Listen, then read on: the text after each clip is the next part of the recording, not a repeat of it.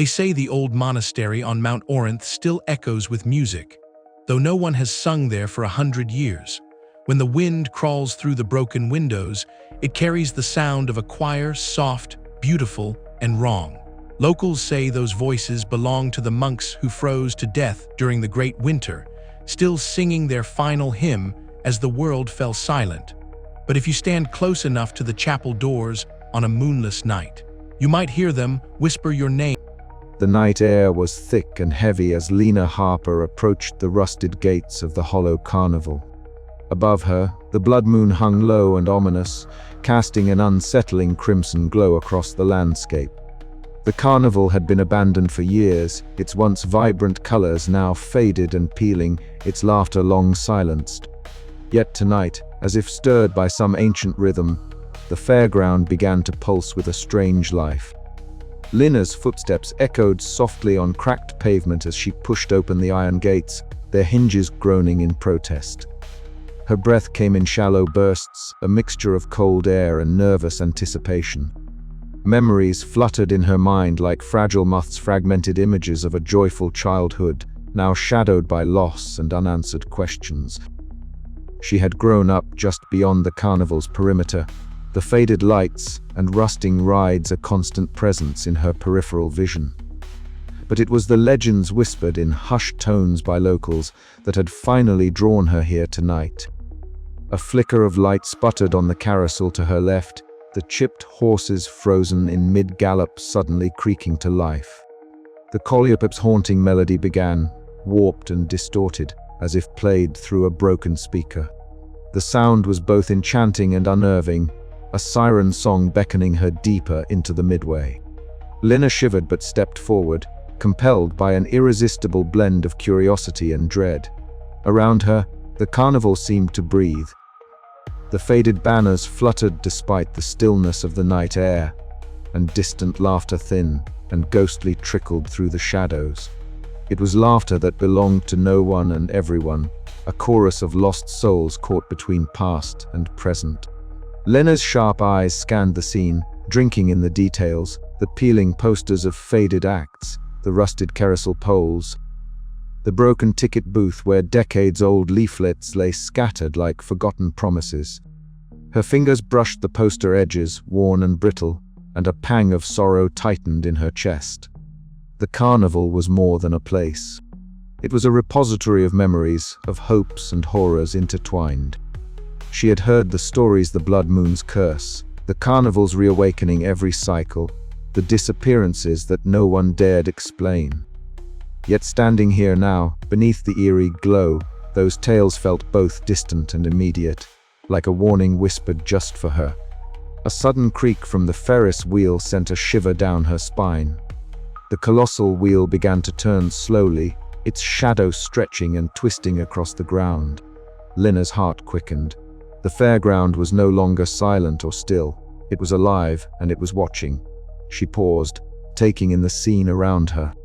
The scent of damp wood mixed with the faint trace of popcorn and cotton candy from yesteryears, a cruel echo of innocence lost. The air was cool but carried an electric charge, as if the carnival itself throbbed with anticipation. It was a spectacle of nostalgia, yes, but one tinged with menace. Lena's resolve hardened. She had come seeking answers. To understand what had happened to her brother all those years ago, to confront the shadows that had haunted her since childhood. The carnival might be abandoned, but it was anything but lifeless. From the shadows beyond the carousel, a flicker of movement caught her eye. She turned sharply, heart pounding, but saw only the twisting mist that clung to the ground like spectral fingers. A faint smile seemed to drift on the wind, an invitation and a threat. The Hollow Carnival had awakened, and tonight, Lena was part of its story. With a deep breath, she stepped forward into the fading light, the echoes of laughter and music growing louder, beckoning her into a world where nostalgia masked a heartbeat of pure terror. The blood moon hung high, its red light bathing the midway in a sinister glow, and as the first ride spun to life, Lena knew there was no turning back. The carnival's secrets were waiting hidden in shadows, whispered in the wind, and fueled by the screams of those who dared enter. Tonight the Hollow Carnival was reborn. Tonight the terror would begin anew.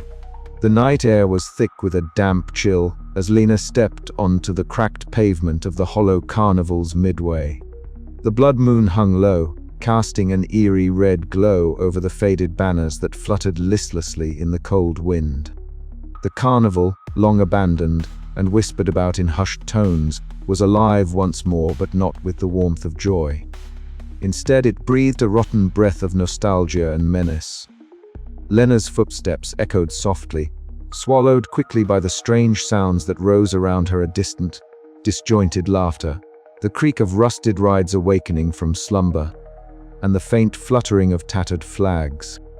It was a symphony both familiar and grotesquely altered, a carnival's heartbeat throbbing with the pulse of something not quite human. She paused before the entrance to what had once been the House of Mirrors, its peeling paint and shattered glass glinting faintly under the blood-red moonlight. Tentatively, she pushed open the warped wooden door, the hinges groaning in protest. Inside, the air was stale, heavy with a scent like forgotten memories mixed with decay. The mirrors stretched endlessly, their surfaces cracked and distorted. Lena caught her reflection in one, a twisted visage that seemed to sneer back at her, eyes darkened and stretched unnaturally wide. Whispers curled in the shadows. Just beyond comprehension, a susurrus of voices carried on a cold breeze that seemed to rise from nowhere. She moved deeper, every step met with shifting reflections that warped her image into grotesque parodies of herself. A flicker of movement caught her eye, a shadow slipping behind a fractured pane.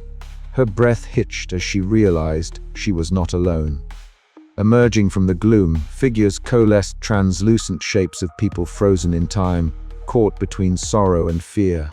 Their eyes, hollow and mournful, locked onto Lena's with an unsettling intensity. Silent, they reached toward her with trembling hands, gestures pleading yet powerless. Lena's heart pounded, a tight knot of empathy and terror binding her to these lost souls. She saw in them reflections of her own haunted past, the memories of her missing brother tangled in the carnival's dark fabric. A sudden chill swept through the midway as a low, menacing presence seemed to watch her from the shadows. The carnival was alive, its malevolent will pulsing beneath the faded paint and rusted steel. Lena felt its gaze, a weight pressing down, urging her to turn back, to flee the nightmare unfolding around her. But she would not. Not yet. With a deep breath, Lena stepped forward, her eyes sharp despite the tremor in her hands. The whispers grew louder, voices intertwining with the carnival's twisted melody. Every shadow held a secret, every laugh a warning. As she wandered through the spectral midway, the rides groaned to life around her, the Ferris wheel turning with a slow, ominous creak. The carousel's painted horses frozen mid-gallop, their eyes glinting with unnatural light. Lena's senses sharpened, attuned to every flicker of movement and murmur of sound. Between the distant shrieks and hollow laughter, she caught glimpses of other figures, lost visitors like herself, trapped in the carnival's grip, their faces etched with despair and resignation. Some reached out in silent pleas.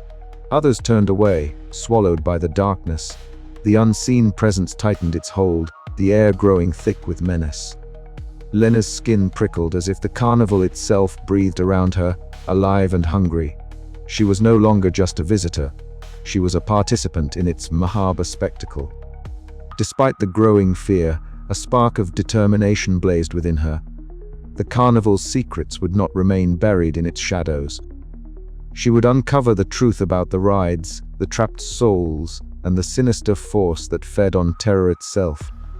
Yet as the laughter swelled and the lights flickered with sickly hues, Lena could not shake the feeling that she was being watched, not just by the carnival, but by something far older and far more dangerous.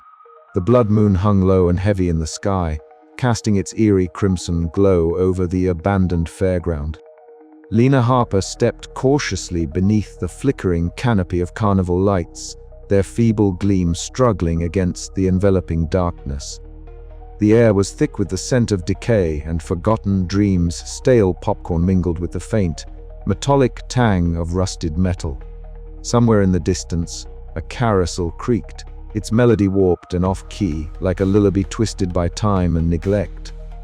Lena's breath caught as the sound of laughter drifted around her, not joyous but hollow, as if the carnival itself were breathing in her presence. Memories surfaced, unbidden summer days spent chasing her brother among the stalls, his laughter echoing against the bright colors and spinning rides. But those were years ago, before the blood moon had stolen him away, leaving behind only whispers and a void that had never healed. Her footsteps crunched on the cracked asphalt, each step stirring a fragile thread of hope and dread. She paused, eyes drawn to a shattered mirror propped against a rusted game booth. The glass, spider-webbed with fractures, reflected her face, pale, determined, haunted. But behind her, a flicker, the fleeting image of a boy, his eyes wide with fear, his small hand reaching out as if begging her to remember. Lena spun around, heart racing, but the space behind her was empty save for the slow sway of tattered banners. "It's just your mind playing tricks," she whispered, though the chill settling in her bones said otherwise. As she ventured deeper into the carnival's heart, the whispers grew louder, soft voices weaving through the night air, telling stories half remembered, warnings wrapped in nostalgia.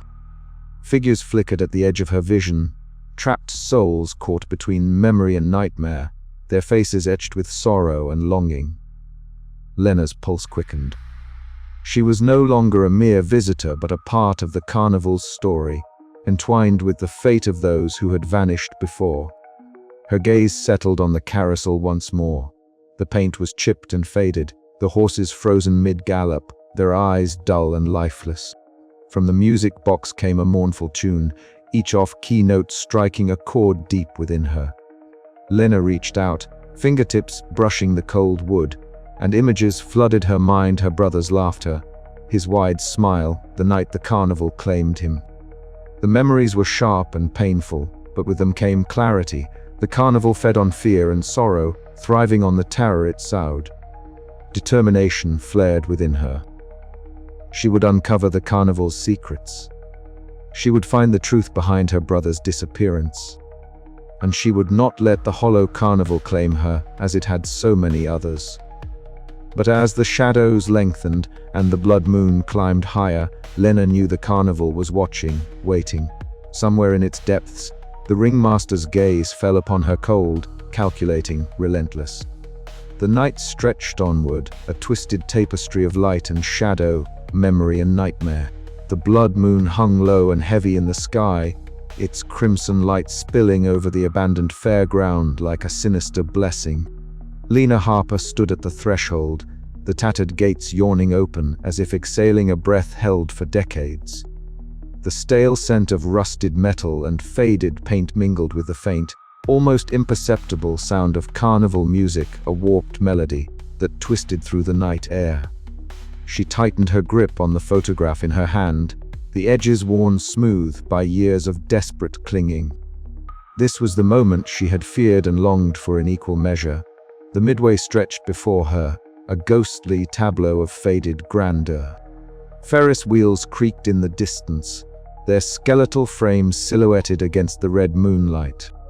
The carousel, once a bright beacon of childhood joy, now stood in eerie silence, its painted horses frozen mid-gallop, eyes empty and unseeing.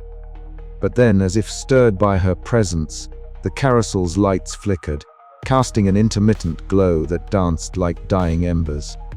A sudden chill swept over Lena, raising goosebumps along her arms. The laughter that had teased her ears earlier now fell silent, replaced by a heavy stillness. From the mist that curled like smoke between the tents and booths, a figure emerged, tall, gaunt and impossibly thin, his movements slow and deliberate. The tattered red coat fluttered around him, stained with what looked like dried blood, and atop his head sat a weathered top hat, tilted at a rakish angle. His face was hidden behind a cracked porcelain mask, the fractured surface catching the moonlight and reflecting a cold, lifeless gaze. Lena's breath hitched. She had heard the stories, whispered in hushed tones by those who dared speak of the Hollow Carnival, but nothing prepared her for the presence of the ringmaster himself. He was more than a man. He was a spectre born from the carnival's darkest nightmares, a puppet master weaving fear into the very fabric of this cursed place. The ringmaster's eyes, or rather, the hollow voids behind the mask, seemed to bore into her, weighing her soul with an unseen scale. The carnival around them shuddered to life. The carousel creaked and groaned, horses slowly beginning their endless circuit, their wooden limbs emitting an unsettling clatter that echoed like bones in the night. The Ferris wheel twitched as if awakening from a long slumber, its spokes creaking and groaning under the strain. A low, haunting melody seeped from the carousel's calliope, warped and broken but undeniably seductive. It lured Lena forward, promising secrets and closure, but beneath its charm lay a razor's edge of menace. Ghostly whispers rose from the shadows, swirling around her like a restless wind. They were voices of the trapped souls caught in the carnival's web, their despair woven into the fabric of the rides. The ringmaster's voice slithered through the air, smooth and cold as ice. "Welcome back, child of sorrow. The carnival remembers you. The blood moon calls us all home." His words twisted around her heart, dredging memories of her lost brother, of nights spent haunted by absence and unanswered questions. Lena's eyes burned with a fierce light. She would not be another victim, another scream feeding the carnival's insatiable hunger. She stepped forward, the photograph clenched tightly in her palm. "I'm not afraid of you," she whispered, voice trembling but resolute. The ringmaster's laugh was a hollow echo, devoid of warmth. "Fear is the currency of this place, and you have a debt to pay." With a gesture, the carnival shifted. Tents stretched and warped, shadows lengthened, and the very ground seemed to pulse beneath her feet. Yet amidst the suffocating dread, Lena's resolve hardened. She would uncover the carnival's secrets, challenge the darkness, and find a way to free the trapped souls, including her brothers. The ringmaster might cast a long shadow, but she was determined to be the light that shattered it. As the music swelled and the rides creaked into motion, the carnival whispered promises both terrible and tantalizing. Lena took a deep breath, stepping fully into the nightmare that was the Hollow Carnival, where spectacle masked horror and every smile hid a scream. The night hung heavy with an eerie stillness, broken only by the distant, hollow laughter that seemed to echo from the very shadows themselves. Lena moved cautiously through the midway, her footsteps muffled by the thick layer of dust and debris scattered across the cracked pavement. The faint flicker of dying bulbs cast long, trembling shadows that danced like restless spirits along the skeletal remains of once vibrant stalls and rides. Her heart thudded unevenly, as much from the cold grip of fear as from the bittersweet notes of nostalgia that the fairground stirred deep within her. Ahead, a faint light flickered persistently from a dilapidated food stall, its paint peeling and faded, the sign hanging crookedly with the words snacks and sweets barely legible beneath layers of grime. The scent of stale popcorn, mixed with the faint tang of rust and decay, drifted through the air. Lena's eyes narrowed, her resolve sharpening as she approached. She wasn't alone. Leaning against the counter was a man, mid-30s by the look of his weathered face, his scruffy beard catching the flickering light, as he stared into the distance with sharp, searching eyes. His clothes were threadbare and stained, but there was a toughness in his posture that spoke of survival against long odds. He noticed Lena immediately, his gaze flicking to her with a mixture of suspicion and guarded hope. "You're not from around here," he said gruffly, voice low and rough like gravel. Lena met his gaze steadily. "Neither are you." A slow, cynical smile tugged at the corner of his mouth. "Eddie Marlowe, former carnival worker, until this place swallowed me whole." She hesitated but then offered her name, Lena Harper. "I'm looking for answers." Eddie's eyes flickered with something unreadable. "Answers come with a price here. You sure you want to pay it?" The tension between them was palpable, a thin line stretched tight by fear and unspoken desperation. Yet there was an unspoken understanding they were both prisoners of this haunted place, bound by the same sinister threads. Eddie pushed off the counter, his movements deliberate but wary. "Follow me," he urged, gesturing toward the carousel, its broken horses frozen mid-gallop beneath the blood-red moon. The creaking of the neglected ride seemed to breathe with a life of its own, a slow, mournful lament that echoed the carnival's dark heartbeat. As they walked, Eddie's voice lowered to a conspiratorial whisper. "This place isn't just old rust and faded paint. It's alive, feeds on fear, on screams." Lena's breath caught. Screams. Every ride, every game, every flickering light, it's powered by the terror of those trapped here. Their screams fuel the carnival's cursed soul. She swallowed hard, the cold realization settling over her like a shroud. The laughter she'd heard wasn't joy, it was a lure, a siren song pulling the unwary into a nightmare. The shadows deepened as they moved further into the midway, twisting unnaturally, as if reaching for them with spectral fingers. Lena's skin prickled with the sensation of unseen eyes tracking their every step. The carnival was watching, waiting. Suddenly, a piercing scream shattered the heavy silence, slicing through the night air and sending a shudder through Lena's spine. Eddie's grip tightened on her arm. No time to hesitate, we moved now. Together, they sprinted toward the source of the scream, the carnival's malevolent energy thickening around them. The fragile bond between them solidified in the face of shared danger, a reluctant alliance forged in the crucible of fear. As they disappeared into the swirling shadows, Lena's mind raced with questions. Could she trust this man who had survived the carnival's grasp? And more importantly, could they unravel the secrets that bound them both before the night claimed them forever?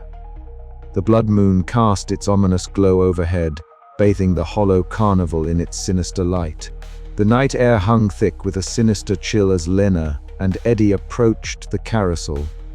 Its once bright colors dulled to a ghostly pallor beneath the blood moon's eerie light.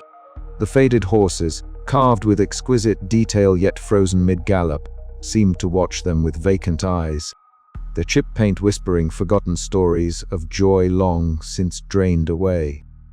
The music box tune that accompanied the carousel's stillness was warped and distorted, each note twisting into a warped echo that set Lena's nerves on edge.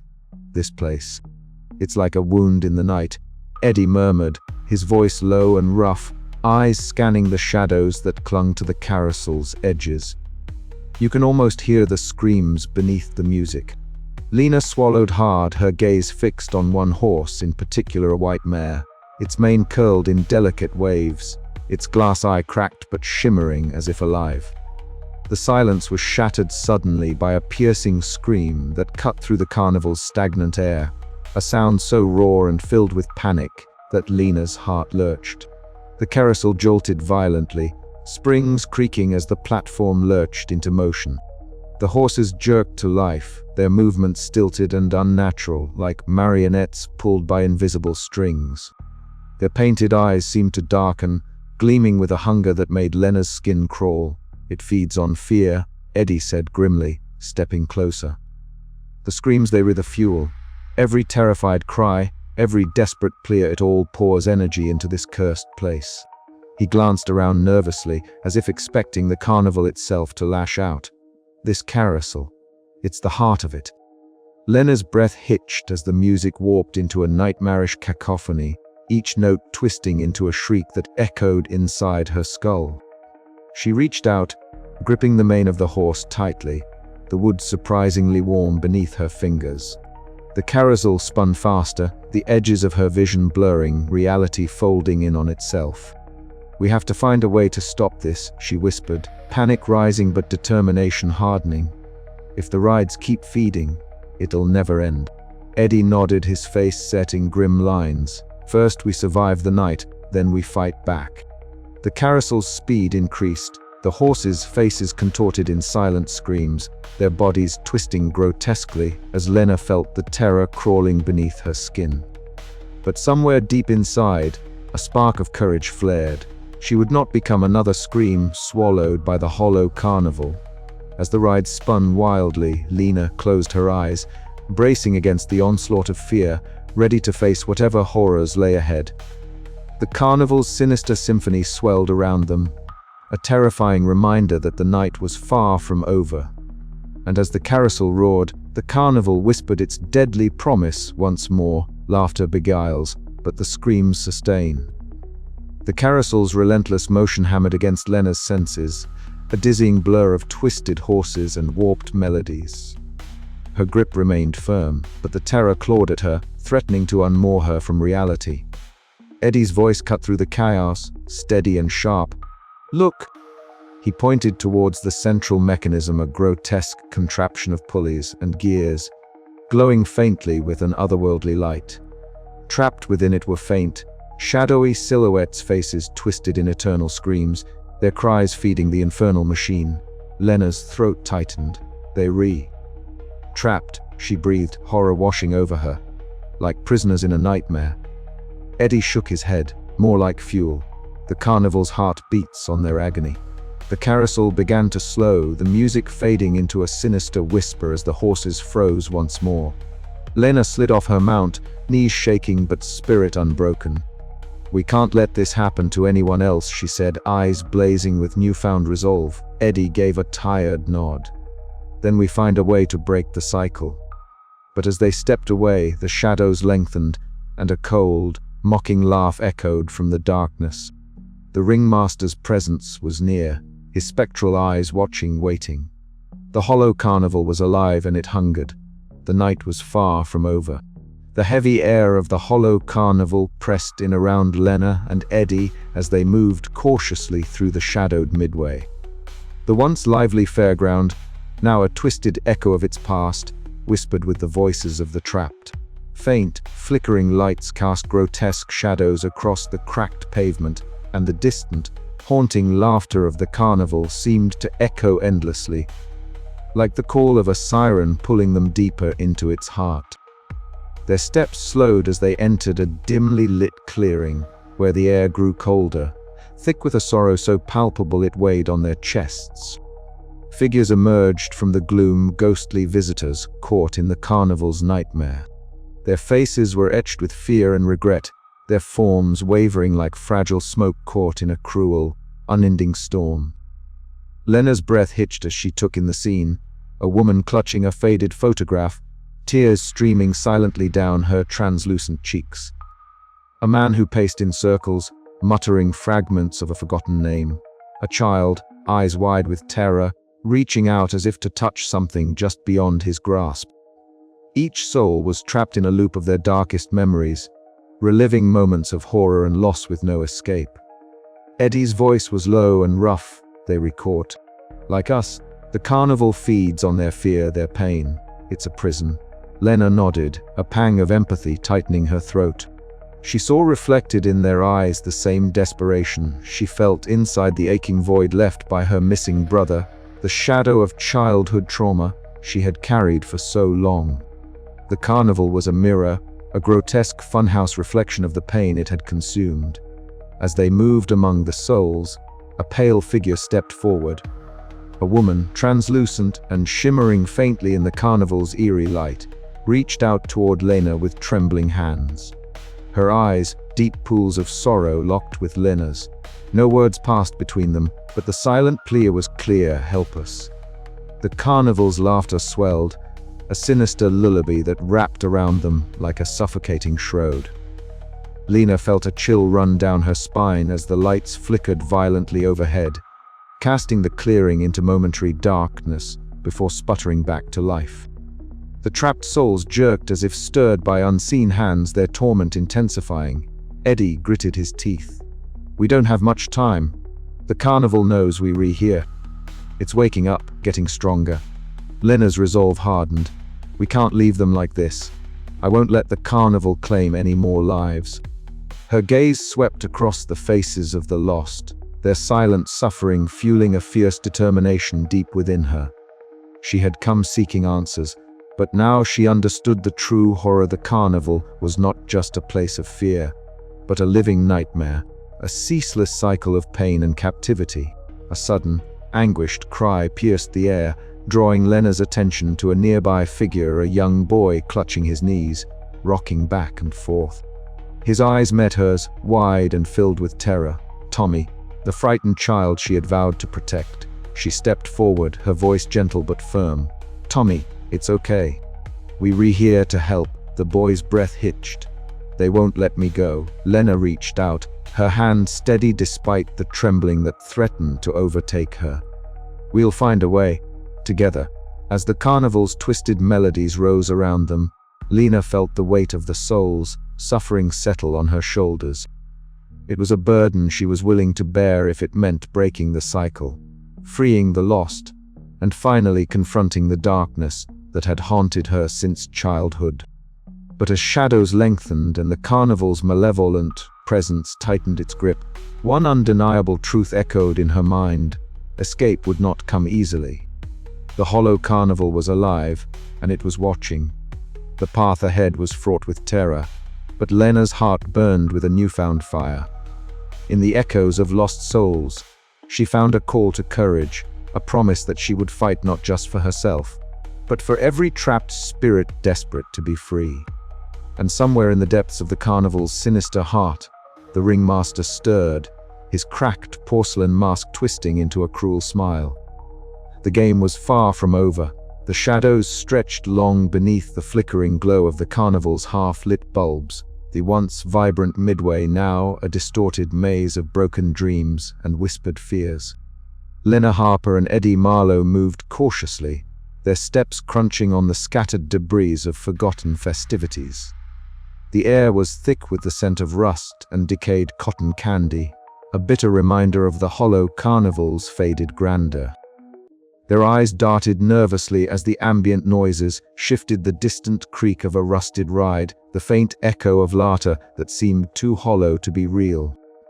Suddenly, a cold breeze swept through the midway, carrying with it a whisper that curled around Lena's ear, chilling her to the bone. She froze, her breath catching as a pale light coalesced in the mist before them. From the shadows emerged a figure so delicate and translucent it seemed spun from the very fog itself. The woman wore a faded circus costume, its once bright colors muted by time and sorrow. Her hair floated softly around her face as if underwater, and her eyes held a depth of sorrow and wisdom that reached out to touch Lena's soul. "Mara," Eddie whispered, voice thick with a mix of reverence and fear. "They say she's the ghost of a performer who died trying to save others." Mara's gaze settled on Lena, her eyes shimmering with ethereal light. "You seek truths buried in shadows," she said, her voice a haunting melody that seemed to echo from a distant dream. "But beware, for the carnival feeds on more than your fear. It devours your very spirit." Lena swallowed hard, feeling the weight of Mara's words press upon her chest. "What do you mean? How can we stop it?" The ghostly figure's lips curled into a faint, sorrowful smile. "The rides are not mere machines but vessels of torment, fueled by the screams of those trapped within. The ringmaster's hunger grows with the blood moon's rise. You stand at a precipice, choose your path with care, for every step deeper draws you closer to the abyss."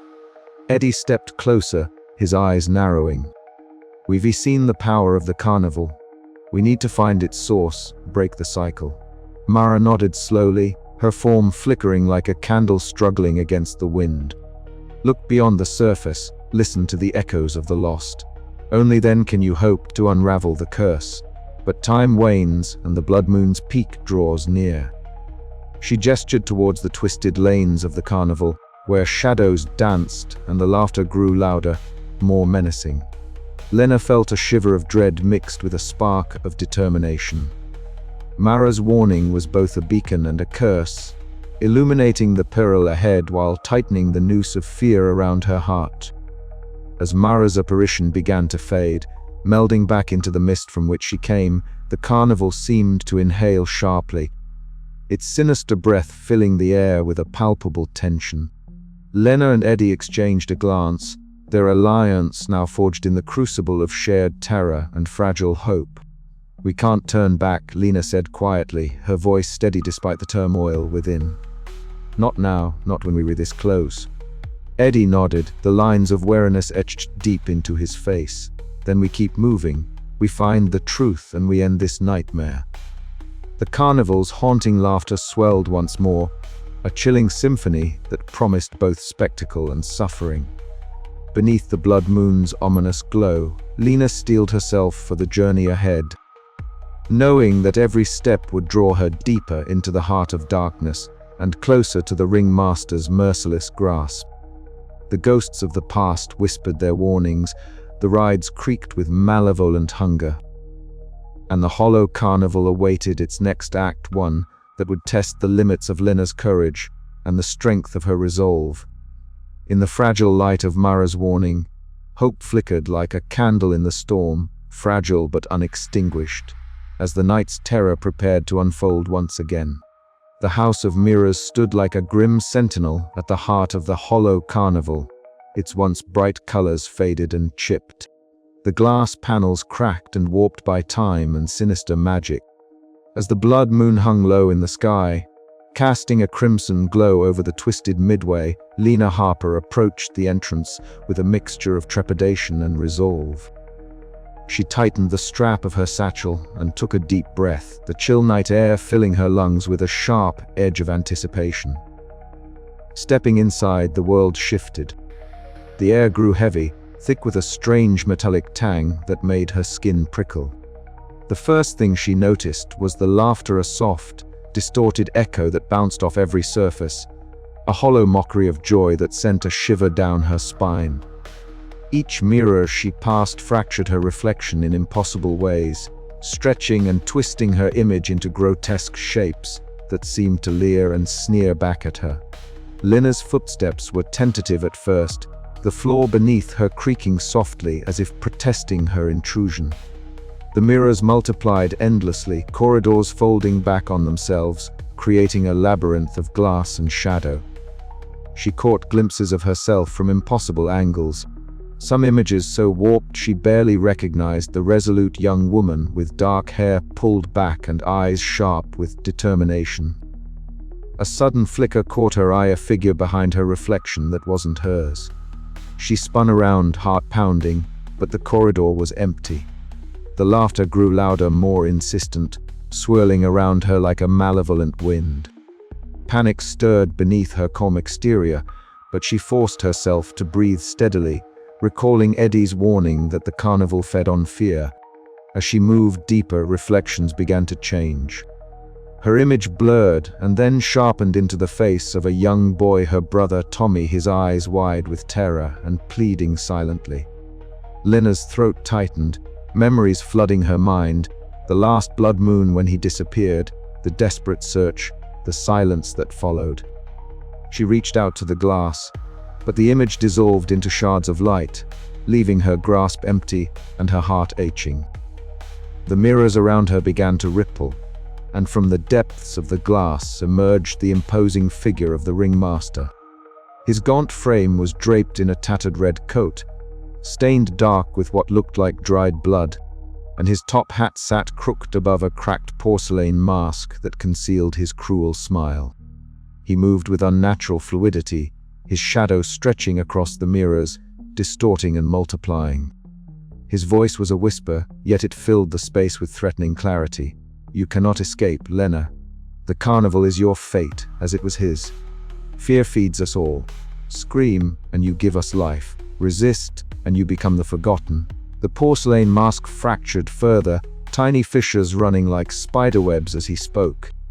Lena's breath hitched, but she forced her eyes to meet the haunting gaze of her own reflection, now split by the ringmaster's looming presence. The carnival's grip was tightening, pulling at her mind with spectral fingers. It was a test, a cruel spectacle where her past and present collided in glass and shadow. Just as despair threatened to overwhelm her, a voice cut through the cacophony. "Lena! Don't listen! It's lies. Remember who you are." Eddie's voice was steady, a beacon in the madness.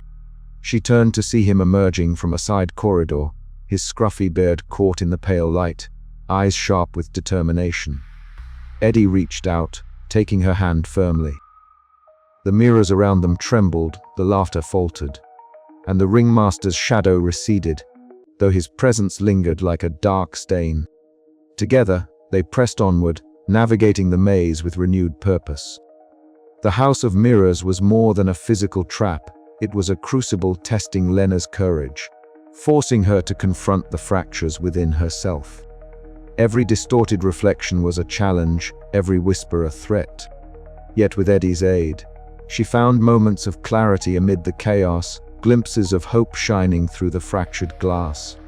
As they neared the exit, Lena paused, staring back at the twisting labyrinth behind her.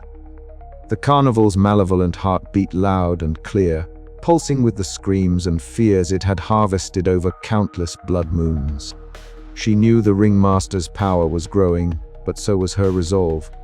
"We're not done yet," she whispered, voice steady despite the cold clinging to her bones. "This carnival will not claim me. Not tonight."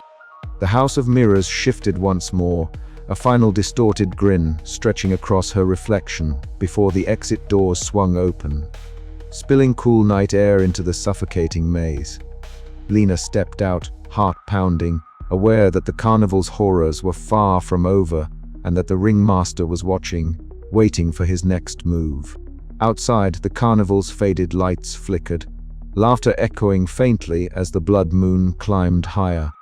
The twisted midway awaited, with all its terrors and secrets just beyond the shadows.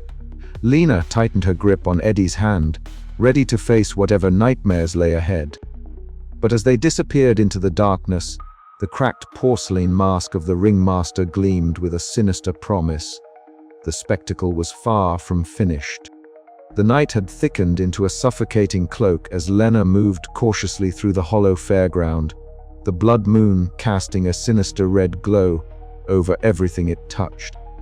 The once vibrant colors of the carnival rides were now faded and stained with rust, yet the oppressive atmosphere pulsed with a life all its own.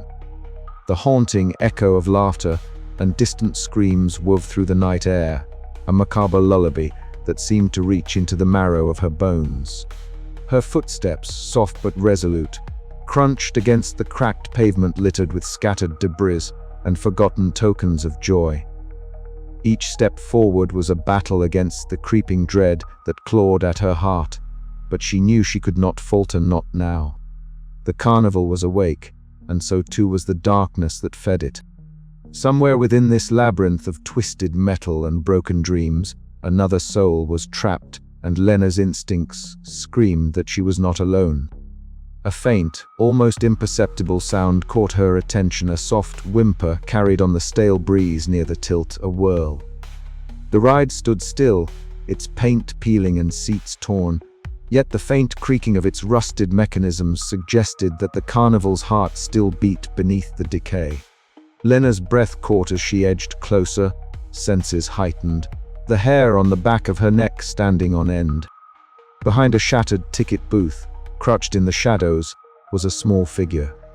The boy's wide eyes reflected the flicker of broken carnival lights, and his tangled blonde hair fell messily across his pale face. His jacket, a faded red too large for his slight frame, was soaked with dew and grime. He trembled, clutching his knees to his chest as if to make himself smaller, less visible to the horrors lurking just beyond the veil. Lena's voice was gentle but firm as she knelt down, extending a hand. "Hey there, it's okay. You're safe now. I'm here to help." The boy hesitated, eyes darting nervously to the shadows, but the desperation in her tone and the warmth behind her gaze coaxed him forward. His small hand slipped into hers, cold and trembling, and a fragile connection was forged in the darkness. "What's your name?" Lena asked softly. "Tommy," he whispered, voice barely audible. "Tommy," she repeated, the name anchoring her resolve. "We're getting out of here, I promise." Together, they moved through the carnival's twisted corridors like shadows, weaving between warped tents and grotesque carnival props that seemed to leer and twitch with a life of their own. The distant, sinister laughter rang out again, mingling with the creaking Ferris wheeler slow, grinding sound that hinted at the monstrous engine driving this nightmare. Tommy clung tightly to Lena's hand, his small frame shaking with fear, but her presence was a steady beacon in the swirling chaos. She whispered reassurances, though each word was a thread stretched taut against the encroaching darkness. As they approached the House of Mirrors, Lena's breath caught. The entrance was a gaping maw of fractured glass, reflecting distorted images that twisted reality into grotesque parodies. Inside, their reflections shattered and multiplied. Tommy's terrified face overlapped with Lena's determined gaze, creating an eerie dance of light and shadow. Step by step, they navigated the spectral labyrinth, the mirrors warping not just their images, but their perceptions. Lena's heart pounded as memories and nightmares blurred. The carnival's grip tightened, threatening to swallow them whole. Outside, the blood moon reached its zenith, bathing the hollow fairground in an eerie crimson light. Beneath the haunting melody of the carousel's eerie tune, Lena crouched beside Tommy, offering what comfort she could. The boy's quiet sobs mingled with the twisted music, a fragile symphony of hope and despair. "We were going to get out of here," she murmured, brushing damp strands of hair from his face. "I won't let this place take you." But as the carnival's sinister heartbeat quickened, Lena knew their struggle had only just begun. The rides thirsted for screams, and the night was far from over. Somewhere beyond the flickering lights, the ringmaster watched, his cracked porcelain mask hiding the depths of his cruelty and sorrow. Lena tightened her grip on Tommy's hand. Together, they would face whatever horrors the Hollow Carnival unleashed and fight for their chance at escape. The carnival's laughter grew louder, the shadows deeper, and the night stretched on with a promise of terror yet to come. And in that chilling moment, Lena understood the true meaning of the carnival's twisted spectacle. Innocence was the most potent fuel of all. The dance of light and shadow continued, and the blood moon's gaze was unrelenting. Would they survive the night, or become just another echo in the carnival's endless cycle of fear? The air inside the crumbling tent was thick with the scent of mildew, rust, and something faintly metallic like blood, Lena thought, though she dared not speak it aloud. The fading light from a solitary lantern cast grotesque shadows that flickered and danced across the tattered canvas walls. The carnival's eerie heartbeat pulsed faintly beyond the fabric, a distant echo of laughter and the creak of old rides stirring to life under the blood moon's glow. They sat side by side on the cracked wooden floor, backs against the peeling paint of a support beam. Eddie Marlowe's usual sarcasm was absent, replaced by a weighty silence that stretched between them like a taut wire ready to snap. Lena could see the lines carved deep by years of regret and hardship etched on his face, the scruffy beard bristling unevenly as he rubbed a tired hand across it. "You want to know why I'm still here?" Eddie's voice was low, rough, but steady. "Why I didn't just run the moment this place started breathing again." Lena nodded, her sharp eyes fixed on him. She had sensed layers beneath his cynicism, shadows that mirrored her own. "Tell me." He exhaled slowly, the rough sound mingling with the carnival's distant, discordant music. "My sister, Sarah, she got caught up in this nightmare years ago. We used to think the carnival was just old stories, faded memories. But that night, the blood moon rose, and she vanished, just like your brother." Her breath hitched, but she stayed silent, urging him to continue. "I worked here before it shut down. I knew the tricks, the creaky rides, the smells of popcorn and fear. But I never understood what really fed this place until it claimed her. The screams, the terror. They were not just sounds, they were the fuel, the life source of the Hollow Carnival. Every ride, every attraction, every flickering light powered by the suffering it harvests." Lena swallowed hard. The pieces she'd been gathering finally clicked into place, terrible and undeniable. "I tried to save her," Eddie confessed, voice cracking. "But this place, it's a trap. It feeds on hope and despair alike. I'm here because I owe her that much to find a way out, or at least to make sure no one else gets lost in its shadows." The vulnerability in his words softened the rough edges of the man she'd come to rely on. For the first time, Their shared pain bridged the gap between stranger and ally. Outside, the carnival's sinister symphony swelled, the distant howl of a carousel, the faint pop and snap of firecrackers long spent. Laughter twisted into something unrecognizable. The blood moon hung heavy and red, casting its ominous light through cracks in the tent. Lena reached out, her hand steady as it brushed against Eddie's arm. "We'll find a way, together." He nodded, a flicker of hope igniting in his sharp eyes. Together. But even as their alliance strengthened, the shadows deepened. Somewhere beyond the tent, the ringmaster's presence pressed close, watching and waiting. The carnival's hunger was far from sated, and the night was still young. "We were running out of time," Eddie muttered, standing and dusting off his pants. "The blood moon's peak is coming. Whatever we do, we have to move fast." Lena rose beside him, determination hardening within her like steel forged in fire. "Then let's not waste another second." As they stepped out into the chilling night, the carnival seemed to pulse with renewed vigor, its lights burning brighter, its laughter louder. The game was far from over, but now armed with truth and trust, Lena and Eddie were ready to confront the darkness head-on. And maybe, just maybe, rewrite the ending that had trapped so many before them. The blood moon hung high, a crimson sentinel over the Hollow Carnival's twisted realm, its secrets waiting to be unearthed, its terrors ready to be faced. And Lena Harper was no longer just a visitor, she was a challenger. But would courage be enough to break the cycle, or was she destined to become another whisper in the carnival's endless nightmare? The answer lurked just beyond the flickering shadows, waiting for the next step. The heavy velvet curtain hung before the big top was the last threshold between Lena and the heart of the Hollow Carnival's dark secret. She hesitated a moment, fingers brushing the fabric, feeling the weight of years of dust and silence that had settled over this place. Then, with a deep breath, she pulled the curtain aside and stepped beneath the towering canvas roof. The air inside was thick and stale, touched with the metallic scent of old blood and the faint tang of rusted iron. Shadows twisted and stretched as the flickering light of gas lamps sputtered against battered banners, their colors long since faded, their edges torn and frayed. The cavernous space stretched out, before her a hollow monument to spectacle and loss. Her footsteps echoed faintly on the wooden planks of the ring floor. Around her, the remnants of a forgotten show lay scattered, broken props, toppled chairs, and shattered mirrors catching the dim light and reflecting fractured images of the past. A faint murmur seemed to rise from the rafters, like the ghost of applause echoing through the years. Lena's breath caught, and her sharp eyes scanned the room, searching for any clue that might explain the carnival's sinister heartbeat.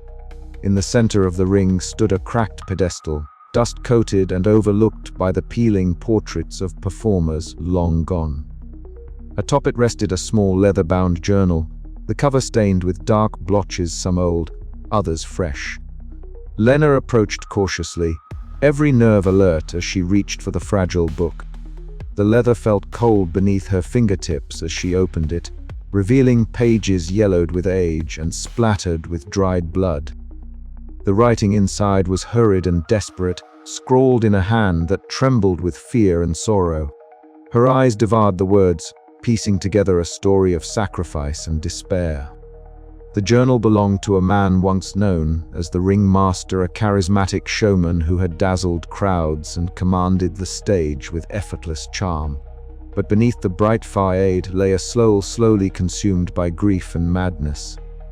The entries spoke of a terrible bargain made in the carnival's darkest hour, a desperate attempt to save the failing fairground at the cost of humanity itself.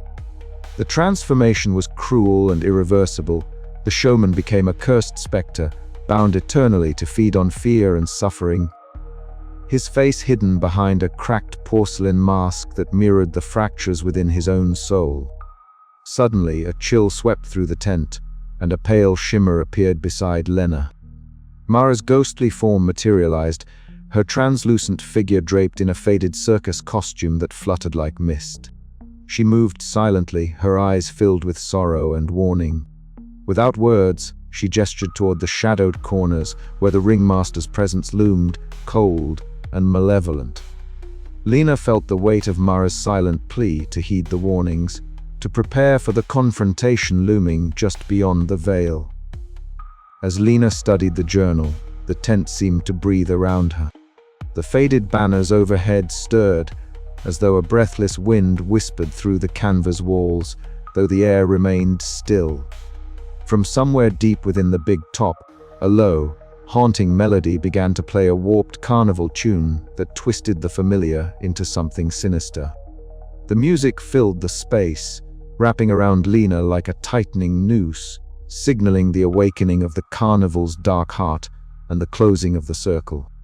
With the chilling revelations of the journal and Mara's somber guidance, Lena's resolve hardened. She knew the stakes now. The carnival was not merely a place of twisted spectacle, but a prison of torment fueled by sorrow and fear. The ringmaster's tragic past was the key to breaking the cycle, but the path was fraught with danger. As the shadows lengthened and the music swelled, Lena steeled herself for the inevitable confrontation.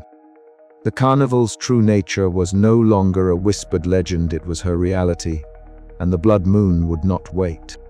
"This place," she whispered, closing the journal with a decisive snap, "holds the truth we need. But it also holds a darkness I'm not sure I'm ready to face." Mara's pale eyes met hers, offering a flicker of hope amidst the despair. "You must," the ghost seemed to say, "for all our sakes." Outside, the laughter and screams of the carnival rose anew, a chorus of terror reborn. Beneath the big top, Lena braced herself to uncover the final secrets and confront the ringmaster's haunted soul. The night was far from over, and the true nightmare was only beginning. With every beat of her heart, the carnival's sinister spectacle drew tighter, and Lena's fight for survival entered its darkest chapter yet. The Ferris wheel stood at the far edge of the Hollow Carnival, a towering skeleton against the blood moon's crimson light. Its rusted spokes creaked with the weight of forgotten years, the faded paint peeling under the relentless grasp of time. Yet tonight it stirred to life, turning slowly with a groan that echoed through the midnight air like a dying beast. Lena Harper approached cautiously, her breath shallow and heart pounding in her chest. The air tasted metallic, heavy with the scent of rust and old wood, mingled with the faintest trace of popcorn and cotton candy, ghosts of a joy long past. She hesitated at the base of the wheel, the carnival's eerie laughter drifting from the midway in warped, haunting tones. The lights flickered uncertainly, casting dancing shadows that seemed to reach for her. A part of her screamed to turn away, but the memory of her lost brother, swallowed by this cursed place years ago, pushed her forward. She gripped the cold metal railing, the chill biting through her gloves, and stepped into the waiting carriage. The door creaked shut behind her, sealing her inside a cramped cabin, its glass scratched and smeared with the dust of neglect.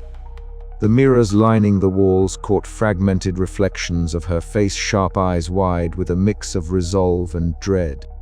As the Ferris wheel began its slow ascent, the carnival below twisted and warped, the world tilting beneath her like a ship caught in a storm.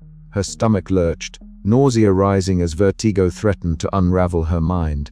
Images flickered in the glass, the face of a boy, pale and frightened, eyes pleading. It was Tommy, the lost child she had vowed to protect. But then the vision shifted, becoming the face of her brother, young and smiling, before dissolving into shadow. The memories clawed at her, raw and relentless. The day he vanished beneath the blood moon, the hollow silence that followed, the whispered rumors she had chased all these years. The laughter of the carnival grew louder, more distorted, as if the rides themselves were feeding on her terror. Suddenly, the Ferris wheel jolted violently, the carriage swinging perilously. Lena gripped the edge, knuckles white, her breath coming in ragged gasps.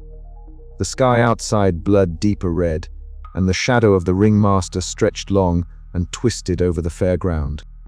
His porcelain mask fractured in the moonlight, the cracks forming a grotesque smile that chilled her to the bone. His voice whispered through the wind, cold and mocking, threading into her thoughts with venomous ease. "There's no escape, Lena. Fear feeds me. Your screams keep the carnival alive." Panic surged, threatening to drown her in a tide of despair. Her vision blurred as the cabin spun, the mirrors reflecting 1,000 versions of her fear. The Ferris wheel became a cage, the height and motion amplifying the nightmare that gripped her heart. Then, a firm hand clasped hers. Eddie's voice cut through the darkness like a lifeline. "Lena, look at me. You're stronger than this place. We'll get through it together." His steady grip anchored her spiraling mind. She focused on his rough features, the sincerity in his eyes, and the warmth of his presence. Slowly, the nausea ebbed, the visions receded, and the carnival's twisted song softened. As the Ferris wheel crested its peak, Lena drew a shaky breath, the vertigo fading into a cold resolve. The ride still creaked beneath them, a reminder of the carnival's relentless hunger, but now she faced it with a flicker of hope.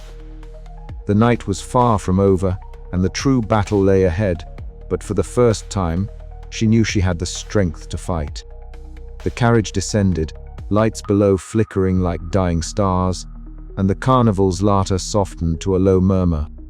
The Ferris wheel's embrace loosened its grip, but the memory of its terror lingered, a cruel reminder that the cycle of horror was far from broken. Lena stepped off the ride, her legs unsteady but her spirit unyielding. The blood moon hung low, casting long shadows that whispered promises of dread yet to come. Eddie fell into step beside her, their uneasy alliance forged stronger in the crucible of fear. Together, they turned their gaze toward the heart of the carnival, where the ringmaster waited, his cruel game far from over. The Ferris wheel had tested her limits and nearly claimed her soul, but Lena Harper was no longer just a frightened girl chasing ghosts.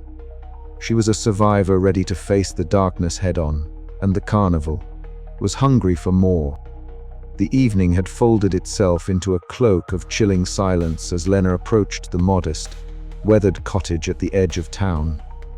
The lanterns lining the dusty windows of Mrs. Whitlock's home glowed faintly, casting long shadows that danced like restless spirits against the cracked walls. Lena's heart hammered in her chest, each beat a reminder of the fragile thread she walked between hope and despair. She clutched the worn leather strap of her satchel tightly, the weight of the night's revelations pressing down on her like the heavy fog rolling in from the forgotten hills. Mrs. Whitlock opened the door before Lena could knock, her slender frame silhouetted against the flickering light of a single candle. Silver strands of hair were pulled back into a neat bun, and her round spectacles caught the light as her sharp, pale eyes appraised Lena with quiet intensity. A faint smile, tinged with both warmth and wary sorrow, curved her lips. "Come in, child," she beckoned, her voice soft but steady. "There's much to tell, and little time." Inside, the parlor was a shrine to memory and history. The walls were covered in faded photographs, brittle newspaper clippings, and yellowed pages from old journals, all chronicling the Hollow Carnival's twisted legacy. The scent of aged paper and dust mingled with the faint aroma of lavender and wood smoke, grounding Lena amidst the ghosts of the past. Mrs. Whitlock motioned for Lena to sit by the fire, where a small blaze flickered weakly. "You've come far, and the blood moon is rising higher," she said, her fingers trembling slightly as she reached for a fragile scroll resting on the table. Unfurling it carefully, she revealed a hand-drawn map of the carnival grounds, marked with cryptic symbols and notes in a spidery script. "This, Mrs. Whitlock whispered, is where the heart of the curse lies. The blood moon breathes life into the carnival, but it also traps the souls of the lost, those who wander its grounds, ensnared by their fears and memories. Each scream, each drop of terror, fuels the endless spectacle." Lena traced the jagged lines of the map with a shaking finger, her gaze lingering on a cluster of symbols near the center. "Is this where my brother disappeared?" Mrs. Whitlock nodded slowly, eyes darkening. "Yes. The night he vanished, the blood moon was at its peak. The carnival's power surged, and a new soul was claimed. We've all lost someone to its hunger. The room seemed to grow colder, shadows deepening as if the darkness itself was listening. Mrs. Whitlock's voice dropped to a reverent hush as she recounted the tragic tale of the ringmaster, once a charismatic showman whose hunger for fame and fortune led him to sacrifice his own humanity to preserve the carnival's existence. Now a spectral entity, the ringmaster feeds on fear and suffering, trapped between cruelty and tragic loss beneath the scarlet glow of the blood moon. Lena's breath caught as the weight of the story settled around her like a suffocating shroud. She reached into her satchel and pulled out a faded photograph, worn at the edges a picture of her younger brother, his innocent smile frozen in time. Tears welled in her eyes, blurring the lines between past and present. "I have to stop this," Lena whispered, voice thick with resolve and pain. "I can't let him be lost forever." Mrs. Whitlock placed a gentle hand on Lena's. "Knowledge is your greatest weapon," she said softly. "But beware, the carnival does not surrender its captives easily." As the blood moon's eerie red light seeped through the window panes, Lena felt a surge of determination ignite within her. The path ahead was fraught with peril and shadow, but armed with the truth, she would fight to break the cycle no matter the cost. Outside, the wind whispered through the skeletal remains of the fairground, carrying with it the haunting echo of distant laughter and a promise of terror yet to come. And somewhere, deep within the carnival's heart, the ringmaster watched, his cracked porcelain mask catching the blood moon's glow as his malevolent smile spread wide. The air shifted as the laughter began, a slow, rising ripple that echoed through the hollow bones of the abandoned fairground. Lena stood beneath the flickering glow of a broken spotlight, the red wash of the blood moon bleeding through cracks in the tent above her. The silence of the carnival, heavy and expectant, shattered with the ringmaster's chilling cackle, a sound both playful and cruel. Threading through the night like a dark melody, from the shadows, a tall, gaunt figure stepped forward. The tattered edges of his blood-stained red coat whispered against the cracked wooden floor, and his top hat sat crookedly atop his head. His face was hidden behind a porcelain mask, fractured and worn, reflecting the blood moon's glow in jagged shards. The ringmaster's eyes, dark pits beneath the mask's cracks, seemed to pierce straight through Lena, unblinking and merciless. "Welcome back, Lena," he intoned, his voice a silky rasp that curled around her nerves like smoke. "You've been such a faithful visitor, always drawn by the whispers, by the memories. But you never understood. Not truly." Lena's heart hammered, but she forced her voice steady. "What do you want from me?" The ringmaster smiled, though the mask's cracked lips betrayed no warmth. "What I have always desired, your fear, your pain, your screams. They fuel the carnival's eternal dance. And you are the brightest flame yet." He raised a gloved hand, and the carnival around them twisted. The carousel's horses morphed into grotesque creatures, their painted eyes bleeding shadows. The Ferris wheel groaned, its lights flickering erratically, casting long, jagged shadows. The air thickened with the scent of rust and decay, mingled with the faint, sickly sweetness of old cotton candy. Lena's breath caught as the ringmaster's voice dropped to a whisper, weaving through the chaos. "Do you remember your brother? How he vanished beneath the blood moon's glow? How the carnival whispered your name as you searched?" Visions swirled before her eyes, fragments of childhood memories fractured and distorted. The laughter of children, the distant scream that never reached her ears, the hollow ache of loss that had shadowed her steps for years. "You cannot run from the past, Lena," the ringmaster taunted. "It is the chains that bind you here, the fuel for my show." A chill ran down Lena's spine, but beneath the weight of despair, a spark ignited.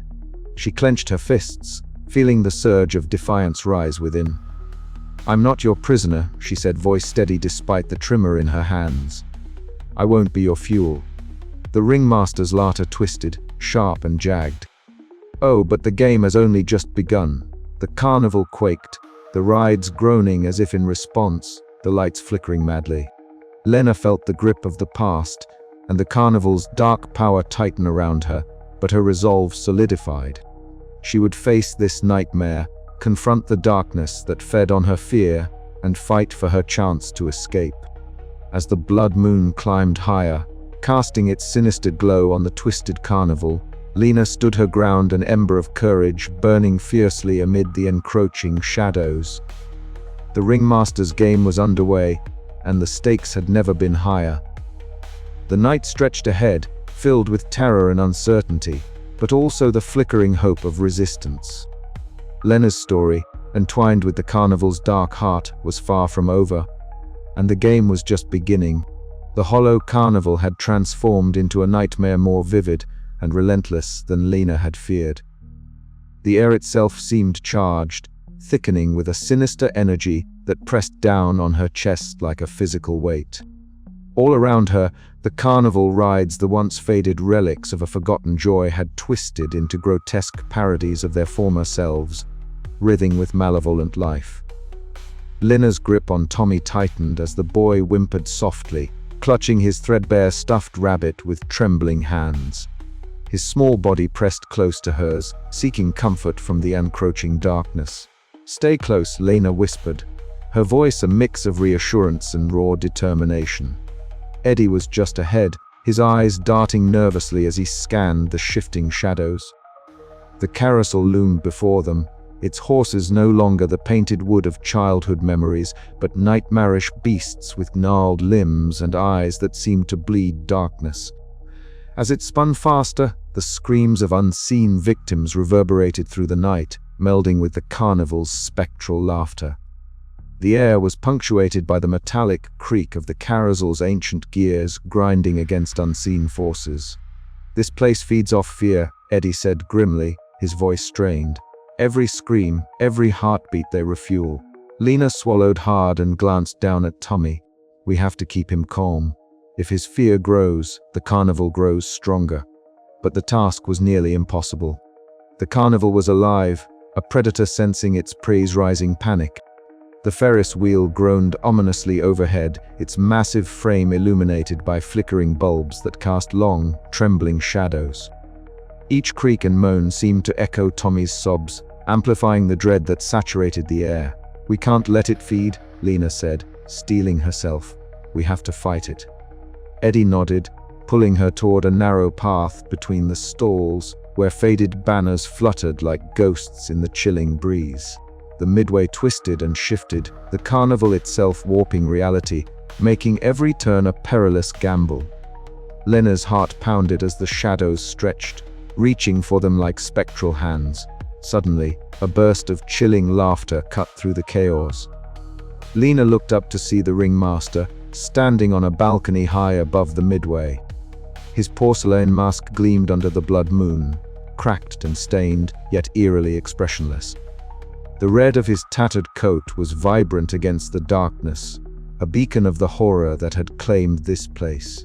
"Welcome back, dear Lena." His voice was a silky menace that seemed to seep into her very bones. "The carnival hungers, and so do I." Fear threatened to overwhelm her, but Lena forced herself to meet his gaze. "I won't let you win." The ringmaster's laughter grew, echoing like a death knell. The carnival responded, the rides thrumming with renewed vigor, their forms twisting into monstrous shapes. The carousel horses reared, the Ferris wheel slowly creaking as if preparing to collapse. Tommy whimpered again, and Lena felt the surge of terror pulse like a dark tide. She pressed a hand to his small back, whispering soothing words she hardly believed herself. "We have to keep moving," Eddie said urgently. "Find the heart of this place, or the carnival will consume us all." Together they plunged deeper into the nightmare, the carnival's hunger growing with every step. Lena's resolve hardened. She could not let this place claim another soul, not Tommy's, not hers. The night stretched on, a relentless ordeal where every moment was a battle against the rising tide of terror. Yet amidst the horror, a fragile ember of hope burned in Lena's heart, a hope that if they could survive this night, they might find a way to end the carnival's reign of terror once and for all. But first, they had to survive the terror reborn. The carousel was the first to strike. As Lena, Eddie, and Tommy approached, the horses' once charming faces melted into snarls and twisted visages, their eyes glowing with a sickly, unnatural light. The wooden beasts creaked and groaned, their movements jerky yet deliberate, as if puppeteered by some unseen, malevolent force. Lena pulled Tommy close, shielding him with her body as the carousel's circular platform began to spin faster and faster. The sound was deafening, a cacophony of metal grinding, wood splintering, and the high-pitched screams of unseen victims trapped within the carnival's eternal nightmare. The air was thick with a metallic tang, the scent of rust and decay mingling with something darker, something that smelled like fear itself. "Hold on!" Eddie shouted over the din, grabbing Lena's arm and pulling her back as the carousel's edge seemed to stretch and warp, reaching for them. The horses lunged, their distorted forms snapping jaws and flailing limbs. Tommy cried out, his small hands clutching Lena's shirt as if it were a lifeline. Lena's heart hammered in her chest, but she forced herself to stay calm, knowing panic would feed the carnival's power. "Keep breathing, Tommy," she whispered. "We're here. I won't let anything happen to you." Eddie fought off the phantom horses with a broken carnival baton he had found earlier, its dull metal striking the air with desperate fury. The carousel's motion slowed, the horses retreating with eerie, guttural snarls as if unwilling to lose their prey. Breathing heavily, Lena scanned the midway. The carnival was alive with a turbulent energy, the rides feeding on the residual screams that had built up over countless blood moons. The atmosphere was electric, charged with a malevolent force that made the hairs on her arms stand on end. "We need to get out of here," Eddie said, voice low and urgent. "The longer we stay, the stronger it gets." Lena nodded, lifting Tommy into her arms. The boy was limp with exhaustion and fear, but he clung to her tightly. They moved quickly, weaving through the maze of stalls and twisted attractions. The carnival's lights flickered erratically, casting long shadows that seemed to reach out like claws. The laughter echoed around them, a twisted symphony of madness and despair. At one point, a dense fog rolled in, swallowing the world in a suffocating gray. Lena's breath came in ragged gasps as she felt unseen eyes watching their every step. The carnival was hunting them, and the price of capture was eternal terror. "We can't stop," Lena urged, pushing through the haze. "Not until we find a way out." Eddie glanced back, eyes haunted but resolute. "There's a place the center of the carnival. If we can get there, maybe we can break whatever's feeding this nightmare." Tommy stirred in Lena's arms, his sobs quieting as her voice soothed him. But the boy's fear was a beacon to the carnival's dark heart, and Lena knew the coming hours would test every ounce of their strength and courage. Suddenly, the Ferris wheel loomed ahead, its massive structure creaking and groaning, as if alive. The lights flickered like a dying star, illuminating the twisted metal spokes that reached skyward like skeletal fingers. "That's our next obstacle," Eddie said, grimly. "And it's not going to be easy."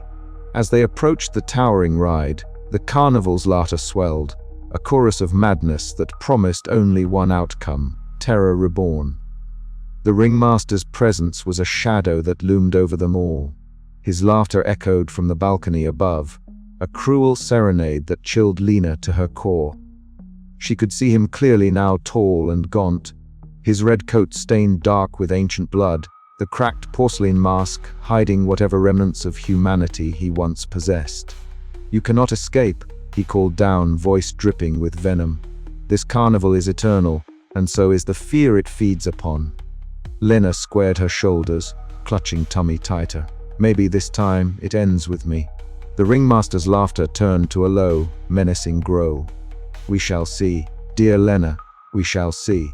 The carnival seemed to shudder with anticipation, the rides twisting and contorting in the growing darkness. The battle for their souls had only just begun. As the blood moon reached its zenith, Lena, Eddie, and Tommy faced the carnival's relentless assault. The rides fed off their terror, growing stronger, more aggressive. Yet within Lena burned a fierce resolve to protect the innocent, to confront the darkness, and to fight for escape. The night stretched on, a crucible of fear and courage, where every scream was both a weapon and a prison. And through it all, the carnival's haunting melody played on a requiem for the lost and a siren call for the next victims. Lena's journey was far from over. But in the depths of the Hollow Carnival, amid the spectacle and the terror, a spark of hope flickered, a promise that even in the darkest nights, dawn might yet break. The night had folded in around Lena like a shroud, the blood moon casting a sickly red glow over the Hollow Carnival's twisted landscape. The midway stretched before her, but it was no longer the familiar path she had tentatively followed hours before. The lights, once faint and flickering, now pulsed erratically, casting warped shadows that writhed like living creatures across the cracked pavement. Each step Lena took seemed to stretch the distance between safety and danger, the air heavy with a metallic tang that burned at her nostrils and set her nerves on edge. Her breath came in ragged bursts, mingling with faint echoes of laughter that warped into whispers of torment. The carnival's melody had shifted, no longer a nostalgic tune, but a discordant symphony of screams and sighs, a soundtrack to her unraveling mind. Lena's dark eyes darted around, the sharpness of her usual resolve blurring beneath the weight of creeping dread. The midway no longer felt like a place she could navigate. Instead, it was a shifting maze, a hall of fractured realities where memories and nightmares bled into each other. She stumbled forward, her fingers brushing against the faded paint of a carousel horse frozen mid-gallop, its once vibrant colors now cracked and peeling like dried blood. Suddenly, the ground beneath her feet seemed to ripple, the pavement folding like a disturbed reflection in a disturbed pond. Lena's heart hammered wildly as she was pulled into a vortex of swirling light and shadow.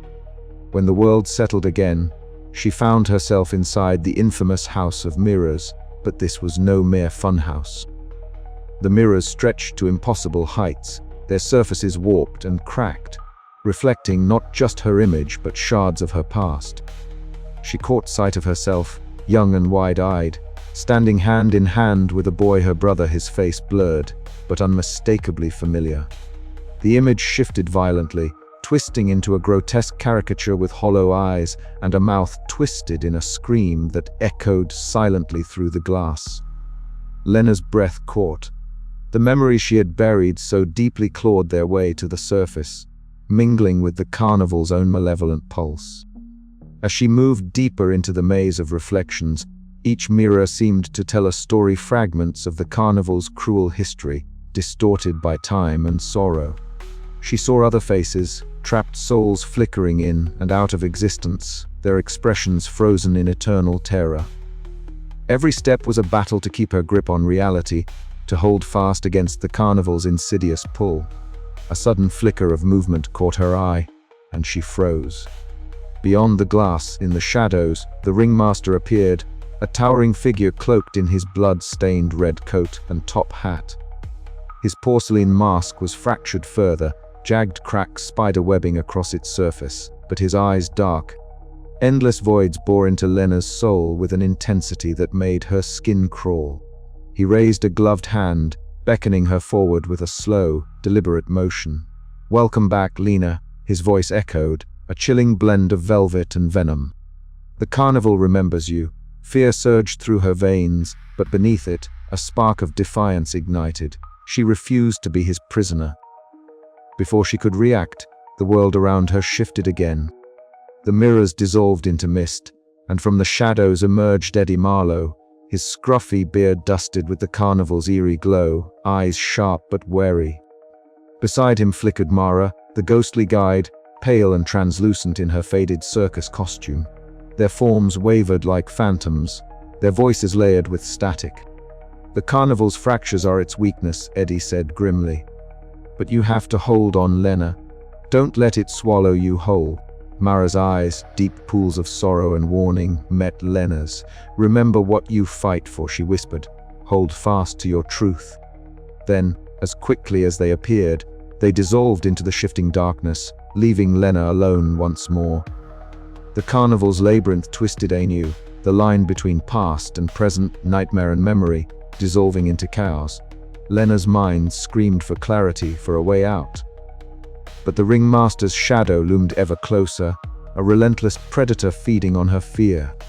She clenched her fists, the pain in her chest a sharp reminder of all she had lost and all she still fought to save. The carnival was breaking her down, fracturing her reality piece by piece. But she would not surrender, not yet. Through the flickering lights and whispering shadows, Lena pressed forward, her senses on fire with terror and determination. Somewhere in this fractured dream lay the key to ending the carnival's curse, to freeing the lost souls and perhaps, finally, to healing her own shattered heart. But as the blood moon climbed higher and the carnival's grip tightened, Lena knew the nightmare was far from over. The night was fracturing and so was she. Yet in the deepest shards of her fear, a fragile hope glimmered, faint but unyielding, beckoning her onward into the darkness. The carnival whispered her name once more, and Lena stepped boldly into the unknown. The blood moon hung low in the sky, casting a dim red glow that seeped through the skeletal remains of the Hollow Carnival. Lena Harper's footsteps echoed unnervingly as she approached the carousel, the silent carousel, as the whispers called it, a place where the usual cacophony of screams and laughter was strangely absent. The horses, once vibrant and adorned with chipped gold and faded paint, now stood frozen in eternal gallop, their glassy eyes staring blankly into the void. The air, thick with the scent of rust and cold metal, seemed to hold its breath. Lena paused at the edge of the platform, the silence pressing against her eardrums like a physical weight. "Feels like the whole carnival is holding its breath," Eddie murmured behind her, his voice rough with unease. His eyes scanned the still figures, the warped mirrors reflecting a distorted version of their faces. Lena nodded, her fingers brushing against the cold railing. "It's the silence between screams," she whispered. "If the carnival feeds on fear and noise, maybe this quiet is the key." Eddie crouched beside the carousel's mechanism, rusted gears and tangled chains exposed beneath the platform. He traced the edges with trembling fingers, muttering about the unnatural pulse he felt emanating from the machinery. "This isn't just a ride," he said. "It's a heart beating with terror. Stopping it might starve the ringmaster." A shiver ran down Lena's spine as a flicker of movement caught her eye. At the edge of her vision, a shadow twisted and coalesced the gaunt figure of the ringmaster, his cracked porcelain mask catching the moonlight, eyes empty yet burning with malice. He didn't move closer, but the weight of his gaze was suffocating. "He's watching," Lena breathed, stepping back to Eddie. "If we make a wrong move here, there's no turning back." Eddie nodded grimly. "But if we don't try, we're already lost." Together they searched beneath the platform, Lena's fingers brushing against a carved inscription hidden under layers of grime and decay. The symbols were ancient, curling like tendrils of smoke, hinting at a ritual to disrupt the carnival's endless cycle. It spoke of silence as a weapon, an offering to still the chorus of terror that fueled the carnival's life. "This is it," Lena said, voice barely above a whisper. "If we can hold the silence even for a moment, maybe we can break its hold." Eddie's eyes met hers, filled with a mixture of hope and fear. But the ringmaster won't let us silence his show without a fight. The decision weighed heavily on Lena. Every step she had taken since arriving at the Hollow Carnival had led to this precarious edge. The silence around them was fragile, a thin veil stretched over a chasm of screams and despair. With a deep breath, Lena reached out and grasped the lever controlling the carousel's motor.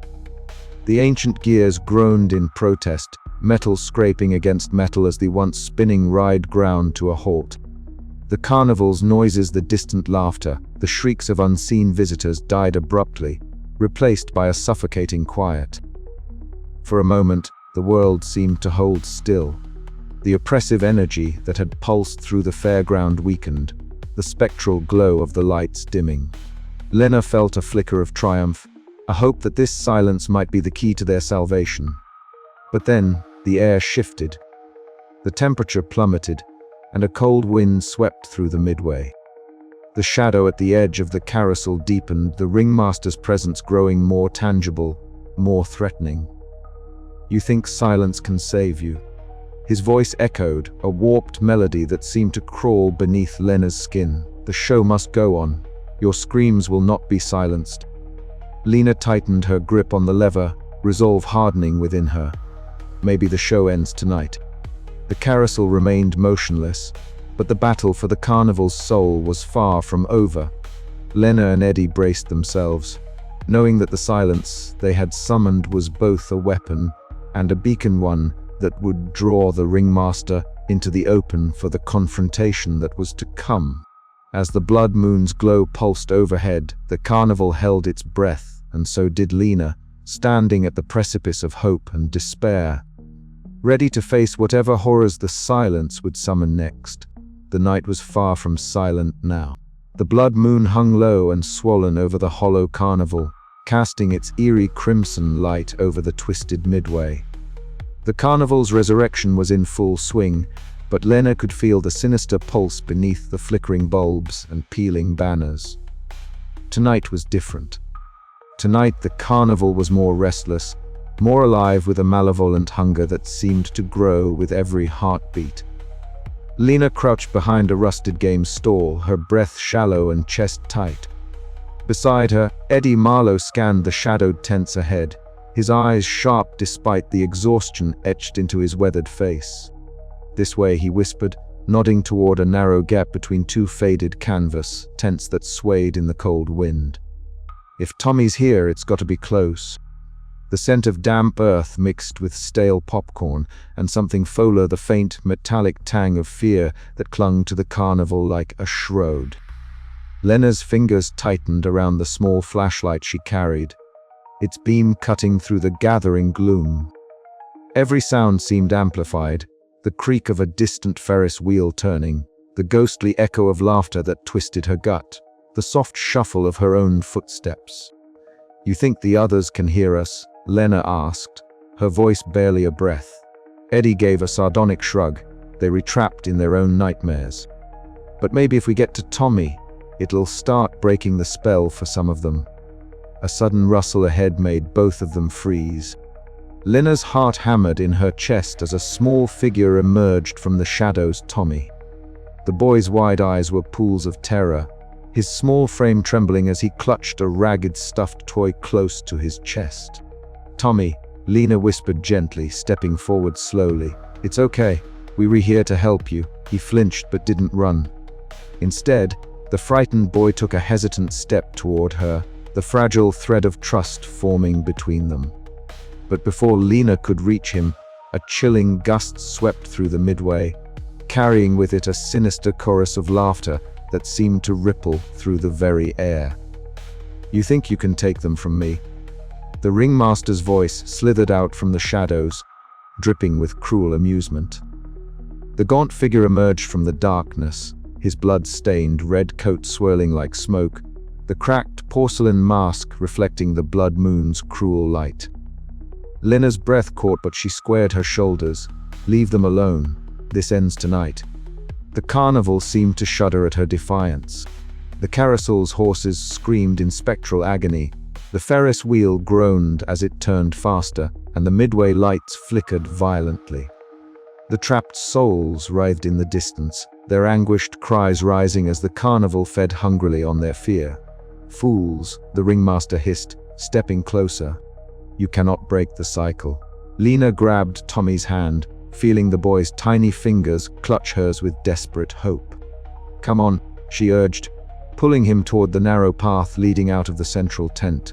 Eddie followed close behind, keeping a wary eye on the encroaching darkness. The ground trembled beneath their feet as rides twisted and contorted, the carnival's malevolent will manifesting in terrifying forms. Shadows lengthened and twisted into monstrous shapes, reaching out with clawed hands to snatch at them. "Faster," Lena urged, her voice barely audible over the cacophony of screams and laughter. The blood moon's glow intensified, bathing the world in a surreal, nightmarish red. Tommy stumbled, fear threatening to overwhelm him, but Lena steadied him with a firm grip. "You're safe with me," she promised, even as doubt gnawed at her resolve. Behind them, Eddie shouted, "This way!" They burst through a narrow opening, the chaos of the carnival momentarily receding. But the reprieve was brief. The ringmaster's laughter echoed like a death knell, promising that the night's horrors were far from over. As the blood moon reached its zenith, Lena realized the true cost of her rescue attempt. The carnival would not relinquish its prey so easily. The fight for freedom was only just beginning, and every second counted. She glanced down at Tommy, his eyes wide but trusting. For him, for the others, she had to keep running. The carnival was a beast that fed on fear, and tonight she would starve it or be consumed. And as the haunted fairground twisted and writhed behind them, Lena vowed she would not let the Hollow Carnival claim another soul. The night air thickened with an unnatural chill as Lena, Eddie, and Tommy stumbled through the warped carnival midway, the blood moon casting eerie shadows that twisted and danced like specters themselves. The laughter that had once seemed a distant echo now swelled into a cacophony of sinister delight, each chuckle and shriek weaving tighter the web of terror that bound them to this haunted place. Suddenly, from the dim glow of flickering lanterns and the swirling mist, a pale figure emerged. Mara's translucent form glimmered faintly, her faded circus costume fluttering as though caught in a gentle breeze that carried the scent of old sawdust and forgotten dreams. Her eyes, deep pools of sorrow and wisdom, locked onto Lena's with an urgency that pierced the veil of fear enveloping her. "You must listen," Mara whispered, voice like the rustling of leaves, barely audible over the carnival's haunting chorus. "The ringmaster's hold tightens. He senses your defiance and prepares his final trap." Lena's breath caught, the weight of Mara's warning settling heavy in her chest. "How do we stop him?" she asked, eyes searching the ghostly woman's face for any hint of hope. Mara's gaze drifted skyward, towards the blood moon's ominous glow. "I was like you once, full of hope, desperate to save the lost. But the carnival feeds on more than fear. It devours the spirit. I tried to break free, to guide others, but I was caught in its cruel embrace." Her voice cracked, memories surfacing like ghosts themselves. "I was a performer, once, before the darkness claimed me. I died trying to save those trapped here. Now, I linger bound to this place by regret and unfinished business." Eddie stepped forward, his weathered face etched with sympathy. "Then what can we do? How do we fight something that feeds on our very souls?" Mara's form flickered, a soft glow emanating from her hands. "There is a way, but it is perilous. The carnival's power is tied to the ringmaster's heart, the source of the curse. To break it, you must confront him directly, but you will not be alone." A sudden roar shattered the fragile calm, twisted carnival creatures emerging from the shadows with snarling intent. Lena grabbed Tommy's hand, pulling him close as Eddie readied himself, eyes scanning for escape routes. Mara's figure stepped forward, hands raised, and a shimmering barrier of light erupted around the small group, the creature's claws and teeth halted by the invisible shield. The air hummed with the strain of the magic, Mara's form growing thinner, more transparent with each passing moment. "Hold fast," she urged, voice fading. "You must survive." Lena's heart pounded as she reached out, grasping Mara's cold hand. "We can't lose you. You're the only hope we have." Mara smiled faintly, her eyes shimmering with both pain and resolve. "I am already lost, but through you, perhaps this nightmare can end. Remember what I have shown you." With a final burst of light, the barrier collapsed, and Mara's form dissolved into the mist, leaving behind a lingering warmth that seemed to ignite a fire within Lena's soul. Breathing heavily, Lena steadied herself. "We have to keep moving, for Mara and for everyone trapped here." Eddie nodded grimly, helping Tommy to his feet. "This isn't just about survival anymore, it's about breaking the cycle." As the blood moon reached its zenith, casting a crimson glow over the Hollow Carnival, Lena felt a new strength coursing through her veins, born of loss. sacrifice, and an unyielding will to fight. The final battle with the ringmaster awaited, and with Mara's sacrifice as their beacon, Lena and her companions prepared to face the darkness with hearts ablaze. But as the carnival's twisted laughter rose once more, Lena couldn't shake the feeling that the worst was yet to come. The haze of the blood moon cast an eerie glow through the tattered canvas of the main tent. Its stripes faded from years of neglect and darkness. Lena Harper stepped cautiously inside, the soft crunch of her boots on scattered straw the only sound in the hollow space.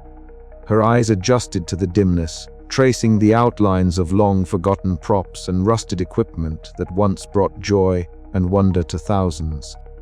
But now, the air hung heavy with a suffocating sense of sorrow and menace. In the center of the tent, resting atop a small wooden table, lay an object that seemed oddly out of place, a leather-bound journal. Its cover cracked and dust-layered as if waiting for her. Compelled by a mix of dread and hope, Lena approached and carefully opened the book. The pages were yellowed with age, the ink slightly faded but still legible. Elegant handwriting flowed across the paper, telling the story of a man named Elias Grayson, the original ringmaster of this very carnival. As Lena read, the world around her seemed to shift. The carnival's laughter faded into whispers, and the past came alive in vivid detail. Elias was once a charismatic showman, beloved by all who visited the carnival. His passion for spectacle and enchantment was unmatched, and he dreamed of creating a place where magic and wonder never died. But as the years passed, the carnival's fortunes waned, shadows creeping into its heart. Desperate to save his beloved fairground, Elias made a dark pact, one that would bind his soul to the carnival forever. The journal described the fateful night of the blood moon, when Elias sacrificed his humanity to an ancient, malevolent force. His body withered, and his face became a cracked porcelain mask, a reflection of the fractured soul within. The carnival thrived on fear and sorrow, feeding on the screams of its visitors to sustain its unnatural existence. Lena shivered, the weight of the ringmaster's curse settling heavily on her chest. Just then, the air shifted again, and a cold presence brushed past her. Mara, the ghostly guide, materialized beside her, her translucent form shimmering faintly in the dark. "He was once a man," Mara whispered, her voice barely audible over the distant creaking of the Ferris wheel. "But his love for the carnival chained him to this fate. He cannot rest, cannot die, until the cycle is broken."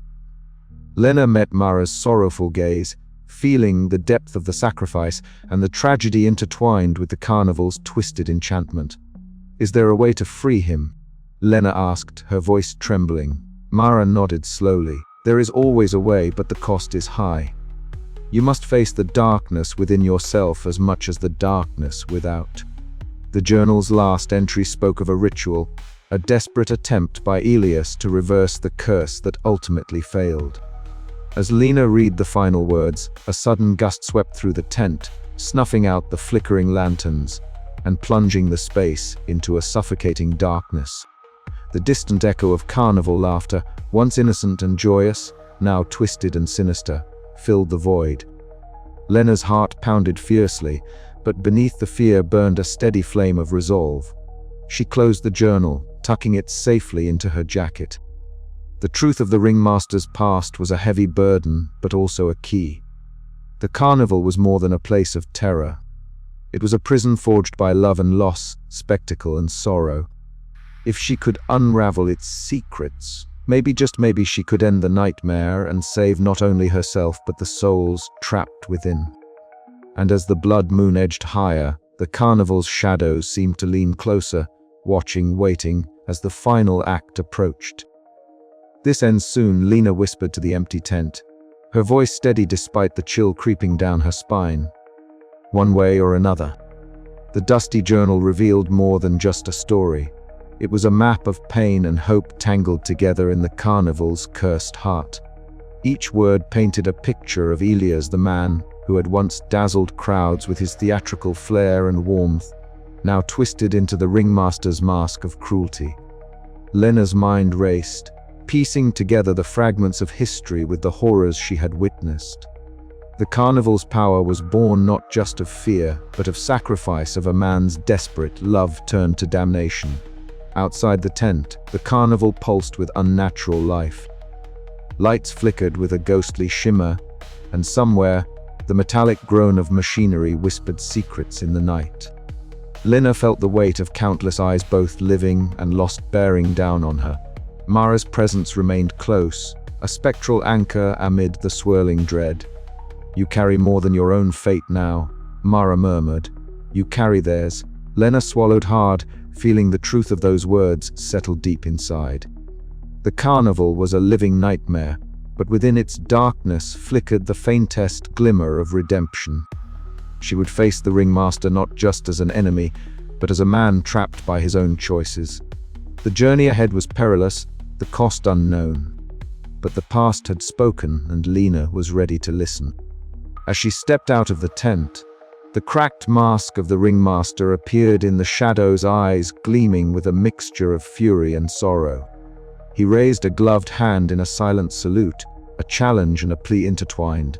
Lena met his gaze without flinching, the blood moon casting a crimson halo around them both. The final showdown was drawing near, and with it, the hope that the cycle of terror could finally be broken. The carnival awaited its fate, and Lena Harper was ready to write its last chapter. The night had deepened into an oppressive silence, broken only by the distant creak of rusted rides swaying in the restless wind. Beneath the fractured canopy of the big top, Lena and Eddie spread the fragile relics of a forgotten era across a battered folding table. The flickering neon lights cast long, wavering shadows as they poured over brittle photographs, yellowed ledgers, and hand-scribed journals that spoke of the carnival's origins and the ringmaster's dreadful pact. "This is it," Eddie murmured, his voice rough with exhaustion and hope. "The ritual that bound the carnival's soul.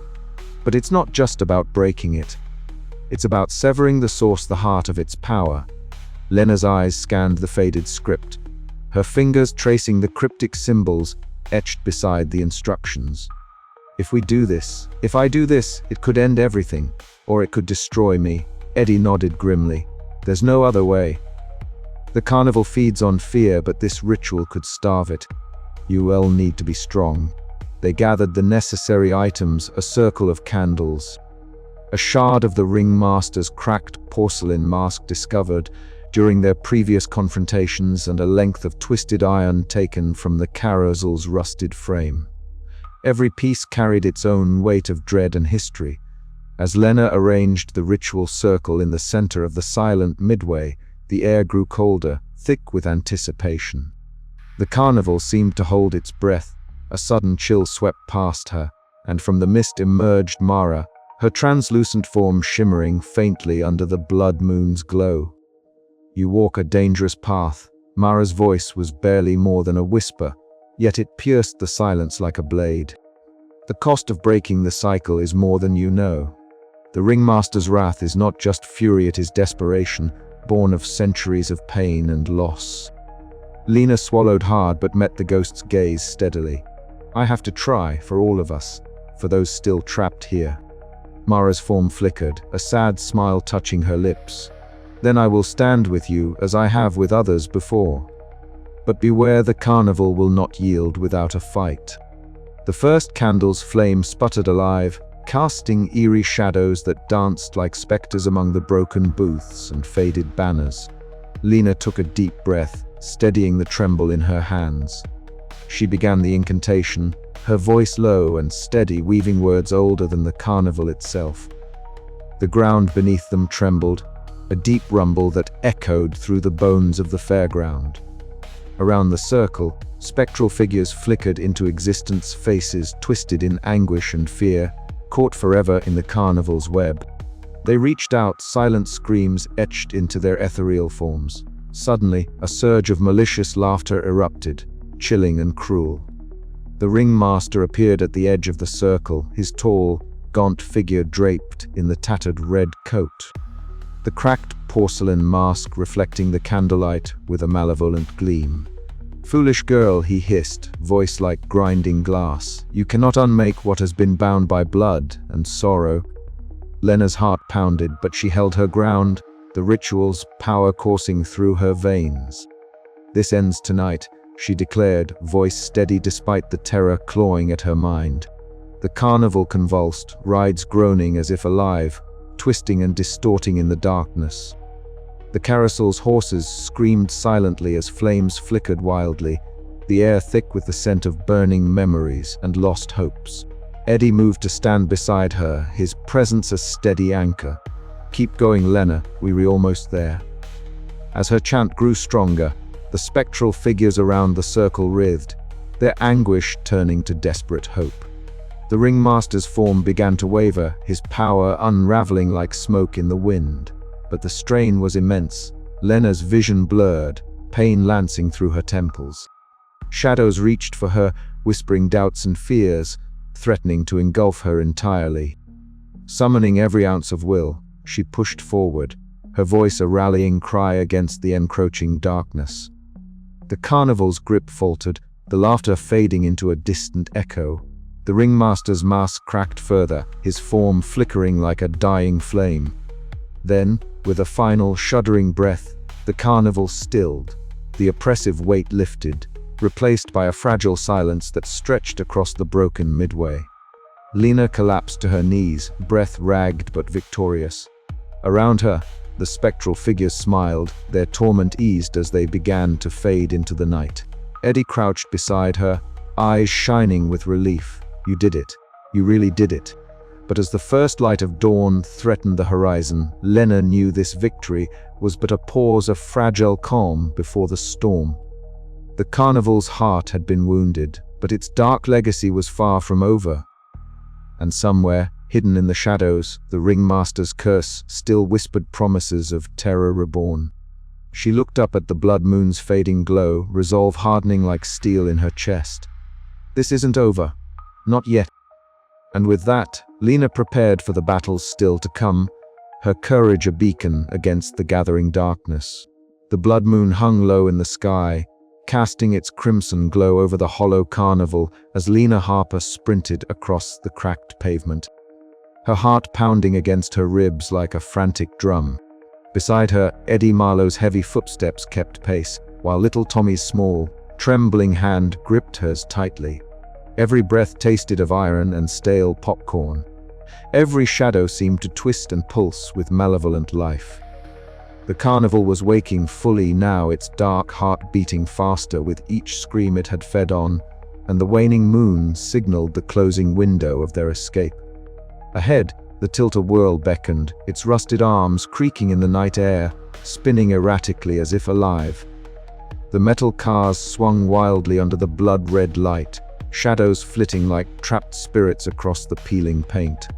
Lena swallowed the lump in her throat but forced her legs forward. "We have to keep moving," she urged, her voice tight with urgency. "The longer we stay, the stronger it gets." Eddie gave a curt nod, his eyes scanning the shifting darkness. "This place doesn't just want us to leave, it wants us to stay scared. It feeds on it." His hand found the small knife strapped to his belt, fingers tightening around the worn hilt. "We'll need every ounce of luck to get out of this in one piece." Tommy whimpered softly, his wide eyes reflecting the flickering carnival lights. "Will it catch us?" he asked, voice barely audible. Lena squeezed his hand reassuringly. "Not if we don't let it. Stay close." They plunged into the tilt-a-whirl, the cars lurching and spinning with a life of their own. The screams from the echoes of trapped souls reverberated through the metal framework, a cacophony of terror that sent icy shivers down Lena's spine. She forced herself to focus, to ignore the sensation that the ride itself was trying to claw them back into its grasp. Exiting the whirling nightmare, they stumbled into the Hall of Shadows, a warped house of mirrors, where every reflection twisted into grotesque distortions. Lena's own visage stared back at her, eyes wide with fear but resolute. The cracked glass bent the light, and somewhere in the distance, the ringmaster's chilling laughter echoed like a dirge. "He's close," Eddie warned, voice low. "Can you feel it?" Lena nodded, her gaze darting nervously. We can't let him catch us now. Not after everything. They pressed onward, the midway unfolding like a twisted labyrinth. Flickering booths lined their path, draped in tattered banners that fluttered in a phantom breeze. The air was thick with the scent of stale popcorn, burnt sugar, and something far more sinister, a metallic tang that spoke of blood and fear. Lena's senses sharpened. Every sound, the distant clang of a bell, the faint thud of footsteps not their own, was a warning. Suddenly, a carousel's haunting melody drifted through the air, warped and discordant. The painted horses seemed to twist their necks, their eyes gleaming with unnatural hunger. Lena pulled Tommy closer, shielding him as the carnival's energy surged like a living storm.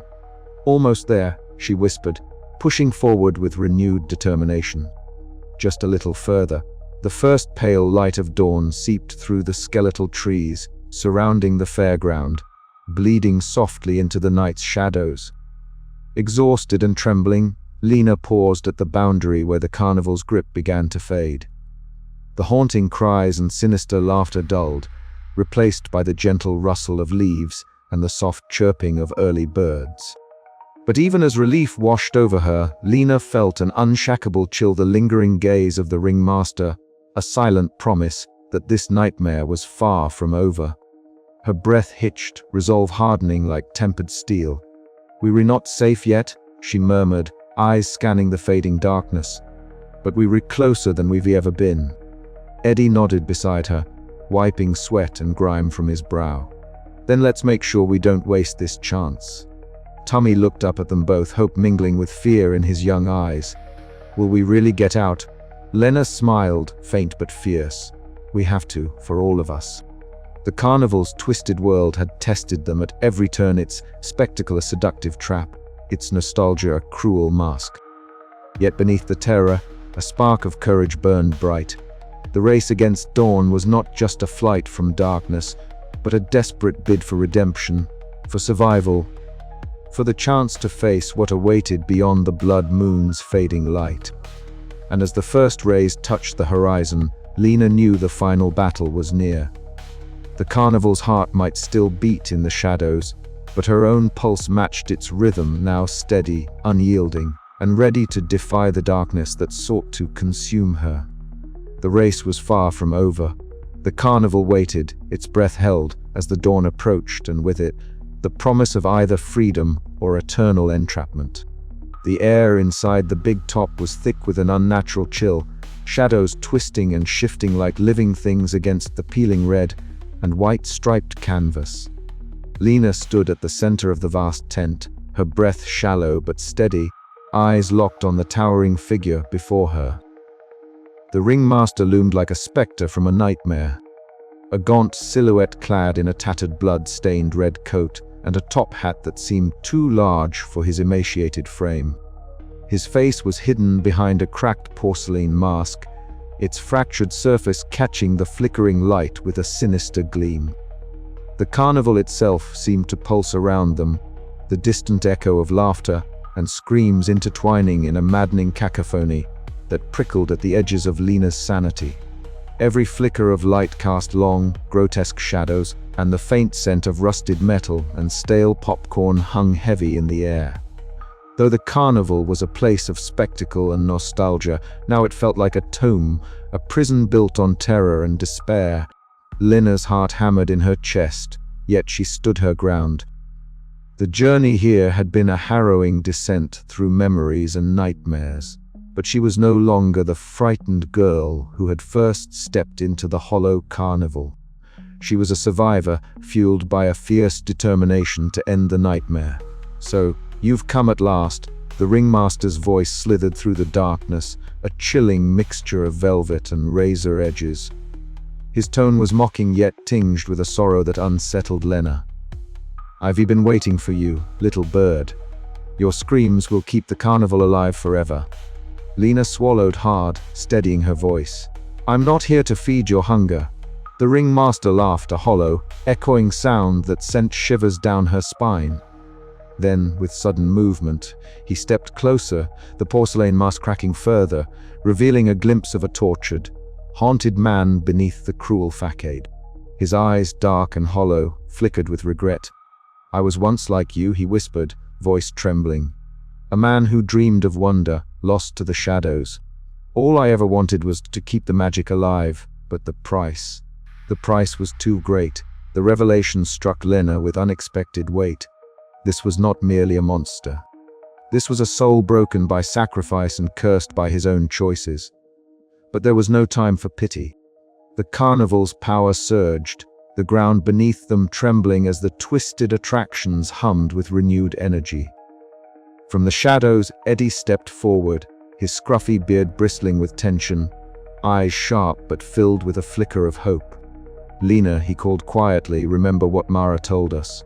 The carnival feeds on fear, but it's fragile. It can be broken."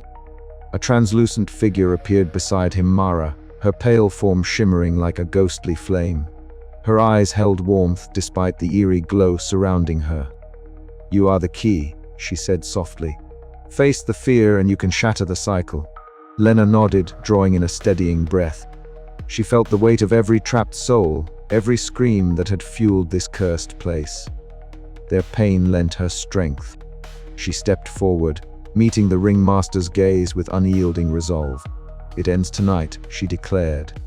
The ringmaster's expression twisted, a mixture of anger and sorrow. He raised a hand, and the carnival seemed to roar in response. Rides groaned, lights flickered wildly, and the very air crackled with malevolent energy. Lena felt the terror clawing at her mind, memories and fears rising like a tide threatening to drown her. But she held fast. In a moment suspended between heartbeats, Lena reached deep within herself, summoning the courage that had carried her through every nightmare. She spoke aloud, words steady and clear. "You are not eternal. Your reign ends here." A burst of blood-red light exploded from her palms, flooding the big top with searing brilliance. The carnival shuddered as if in pain, the ringmaster stumbling back, his mask cracking further. His tortured eyes met hers one last time, not with hatred, but with tragic resignation. "Perhaps this is mercy," he whispered as the shadows began to unravel around him. The light expanded, swallowing the darkness, and for a moment, the carnival was silent. Then, with a shuddering groan, the twisted world began to collapse, the nightmare fracturing like glass. Lena felt herself pulled toward the edge of the unraveling carnival, Eddie's hand gripping hers tightly. Mara's ghostly form smiled faintly, fading like morning mist. As dawn crept over the horizon, the Hollow Carnival began to dissolve into memory, its terrible grip loosening. But as Lena took a final breath of the crisp morning air, a cold whisper echoed in her mind, a promise that the terror was not truly gone, only waiting to be reborn with the next blood moon. The battle was won, but the war was far from over, and the carnival was waiting. Lena's hands trembled as she lowered them, the last vestiges of the crimson light fading. Around her, the carnival's twisted landscape was breaking apart like shards of a shattered dream. The oppressive atmosphere lifting with every collapsing ride and flickering light. The ringmaster's form was dissolving into the shadows, his once commanding presence now reduced to a whisper lost in the wind. "Is it over?" Eddie asked, voice hoarse but hopeful. "For now," Lena replied, eyes scanning the fading structures. "But this place, it's a wound that might never fully heal." Mara's translucent figure appeared once more, her smile bittersweet. "You've done what few could. But remember, fear is a seed that always finds soil." The trio stood in the clearing light of dawn, the carnival's haunting echoes retreating into silence. Lena felt the weight of the journey settle heavily on her shoulders, the memories of loss, pain, and courage intertwining in a fragile tapestry. Yet amidst the ruin, a spark of hope glimmered.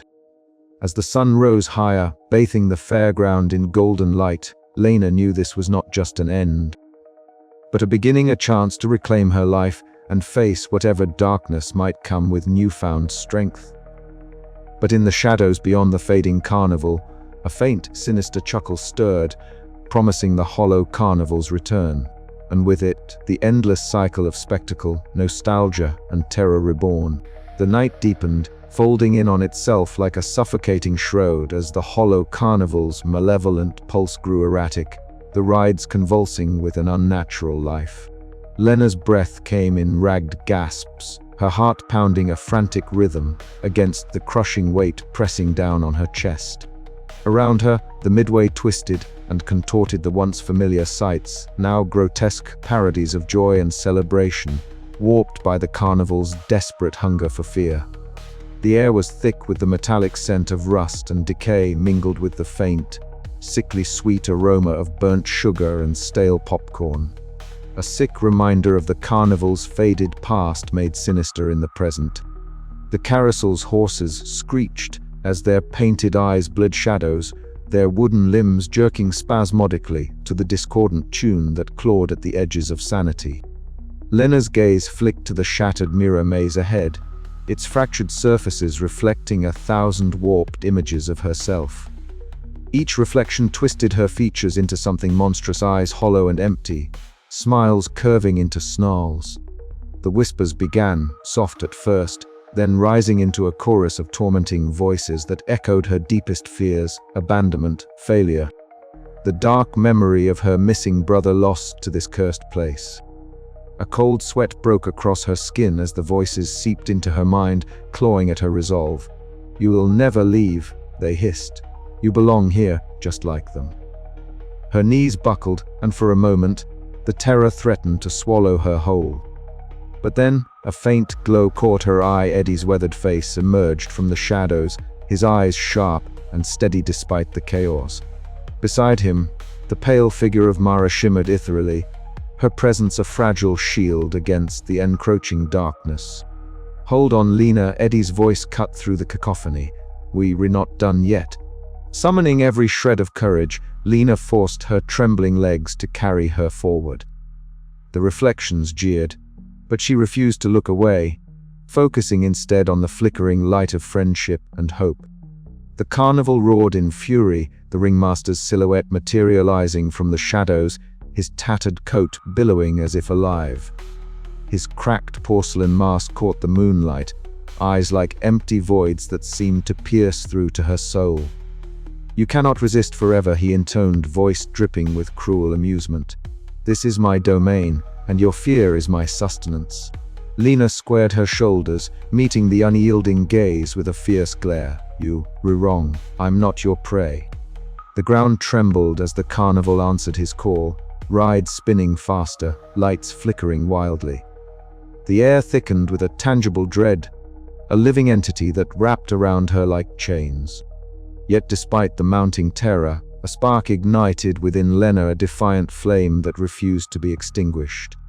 Eddie stepped forward, brandishing a rusted carnival token from his pocket. "We've been trapped too long," he growled. "It's time to end this nightmare." Mara's voice, soft but resolute, joined them. The carnival feeds on fear, but courage can starve it. Together, they advanced, their unity a fragile bulwark against the tempest of horror. As Lena reached out toward the ringmaster, the carnival convulsed violently, screams and laughter melding into a terrifying symphony. The entity lashed out, forcing Lena to reel back, the force of its wrath threatening to shatter her spirit. Pain lanced through her chest, memories, fears, and doubts surged like a tidal wave, but she clenched her fists, pushing against the crushing despair. "I'm not afraid," she whispered, voice trembling but unwavering. For a fleeting moment, the carnival faltered, the rides stuttering as if wounded. The ringmaster's mask cracked further, his power waning beneath the weight of Lena's defiance. But the victory was Pyrrhic. Exhaustion dragged her down, muscles trembling, mind frayed at the edges. The carnival's echoing screams faded into a low, menacing growl as the night stretched on, promising that this battle was far from over. Lena collapsed against the cold metal railing of a derelict ride, her breath shallow but spirit unbroken. Around her, the carnival writhed in pain and rage, the echoes of fear still reverberating in the air. Yet beneath it all, a stubborn ember of hope glowed, a promise that the nightmare could end if she held fast. As the blood moon hovered high, casting its crimson light over the twisted fairground, Lena's eyes burned with resolve. This was the crucible. The final test of her strength and will. If she could endure the echoes of fear, perhaps she could shatter the carnival's hold once and for all. But the question lingered, sharp and unforgiving. How long could she withstand the relentless tide of terror before it consumed her entirely? The carnival waited, patient and hungry, as the battle for souls raged on beneath the blood moon's unyielding gaze. The air was thick with a suffocating weight, the kind that pressed into Lena's chest and squeezed, making every breath a labor. Around her, the hollow carnival pulsed like a dark, breathing beast, its heart a chaotic vortex swirling with screams, shadows, and the faintest echoes of laughter that twisted into something cruel and mocking. The blood moon hung low, casting an eerie crimson glow that bled into the night, turning the fairground into a realm caught between nightmare and reality. Lena stood rooted, her hands trembling at her sides. The carousel of horrors she had endured, the fractured memories, the twisted faces of trapped souls, all of it had led here to this terrible core. The carnival was alive, and it was hungry, feeding on the terror and despair of those who had dared to enter. She could feel its fingers reaching for her, tugging at the fragile threads of her mind, threatening to drag her under. Her dark eyes scanned the swirling vortex before her, the source of the carnival's unholy power. It was a maelstrom of anguish, a churning sea of fear that rippled with the echoes of every scream ever forced into its depths. The scent of burnt sugar and rusted metal mingled with the acrid tang of smoke, and the faint, sickly sweetness of decay lingered in the air. Lena's heart hammered fiercely, but beneath the dread, a fierce resolve solidified within her. "This ends tonight," she whispered to herself, clutching the locket that had belonged to her brother, the last tangible piece of her past that the carnival had not yet claimed. Behind her, footsteps approached. Eddie's weathered face emerged from the shadows, his eyes sharp but tired. "We don't have much time," he said, voice gravelly but steady. "The carnival's power is peaking. If we don't act now, none of us will escape." Lena nodded, swallowing the lump in her throat. "I know what I have to do." They moved carefully through the shattered remains of a once grand tent, its striped fabric billowing like ghosts in the wind. Here, in the quiet between the screams, Lena and Eddie shared a moment of fragile humanity. He spoke softly of his sister, lost to the carnival's insatiable hunger, and she revealed the painful truth of her brother's disappearance, how the blood moon had stolen him away, leaving a void that had haunted her every step. "You're stronger than you think," Eddie said, gripping her shoulder. "We all are." A sudden chill swept through the tent, and the ethereal form of Mara appeared, her pale, translucent figure shimmering in the dim light. She offered a solemn nod, her eyes reflecting centuries of sorrow and hope. "The choice is yours, Lena, to sacrifice what you hold most dear, or become part of the carnival forever." Lena's gaze faltered, the weight of the decision crushing her. The carnival's malevolent force coiled closer, and from the shadows emerged the ringmaster, tall and gaunt, his blood-stained coat fluttering like a dark flag. The cracked porcelain mask hid a face twisted by cruelty and loss, his voice a sibilant whisper that slithered through the night air. "Give me your memories, your pain," he intoned. "Feed me your fear, and you may yet live. Refuse and be consumed." Tears streamed unchecked as Lena clutched the locket to her chest. The memories of her brother flashed through her mind, the laughter they shared, the last moments before he vanished into the carnival's maw. It was a part of her very soul, and yet she knew the cost of holding on. With a trembling hand, she opened the locket and let the memories flow free. They poured into the vortex like a river of light, mingling with the screams and shadows. The carnival shuddered violently, its hold weakening for the first time in centuries. A chorus of anguished voices rose, mingled with the faintest whisper of hope. Tummy, the frightened boy she had sworn to protect, appeared beside her, clutching his stuffed toy. His wide eyes reflected the flickering lights, and for a moment, innocence pierced the darkness. "We can still get out," Lena whispered, though her voice was fragile, worn thin by sacrifice. Eddie nodded grimly. "But the carnival won't go down without a fight." As the vortex shrank and the carnival's power waned, Lena felt a hollowness settle inside her, a void left by the memories she had relinquished. She was free, but the price was steep. The carnival's nightmarish cycle had been broken for now, but the scars ran deep. The blood moon began its slow descent, and with the first light of dawn creeping over the horizon, Lena took a shaky breath and stepped forward into the uncertain light. The carnival faded behind her, its laughter echoing faintly, a hollow promise lingering in the air. Her journey was far from over. The battle for her soul had exacted its toll, and as she walked away from the twisted midway, the question remained, who was she without the memories that had defined her? And would the carnival truly let her go? The night whispered its answer, dark and unresolved, as the promise of the next blood moon loomed on the horizon. The sky was a canvas shifting from the oppressive crimson of the blood moon to the tender hues of dawn. The Hollow Carnival, once vibrant with sinister laughter and flickering lights, now seemed to hold its breath in the gentle light of early morning. Lena Harper stood in the center of the midway, her chest heaving with exhaustion, eyes scanning the disarrayed fairground as the first rays of sun began to touch the rusted rides and faded banners. Around her, the carnival's grotesque spectacles, once so menacing and alive, began to lose their edge, their colors bleaching in the soft glow. The air was thick with the scent of damp wood and stale popcorn, mixed with a faint metallic tang that lingered from the night's horrors. Tommy's small hand trembled in hers, his pale face marked by streaks of dirt and tears. The boy's wide eyes flickered between the slow collapse of the carnival's horror and the cautious hope that dawn inspired. "Is it really over?" he whispered, voice barely audible. Lena squeezed his hand gently, forcing a smile that did not fully reach her eyes, not yet. "But we're close." Behind them, Eddie Marlowe's gruff voice cut through the quiet. "Keep moving. The shadows are thinning, but this place isn't done with us yet." His sharp eyes darted around, still wary of the lingering darkness clinging stubbornly to the corners of the carnival. His worn jacket fluttered slightly in the cool morning breeze, and the scruffy beard on his face seemed less unkempt in the new light, though his wary expression told of countless battles fought. The trio hurried along the cracked pavement of the midway, past the silent carousel where the horses' chipped paint gleamed faintly in the dawn, and the house of mirrors whose broken glass reflected the softening light in fractured patterns.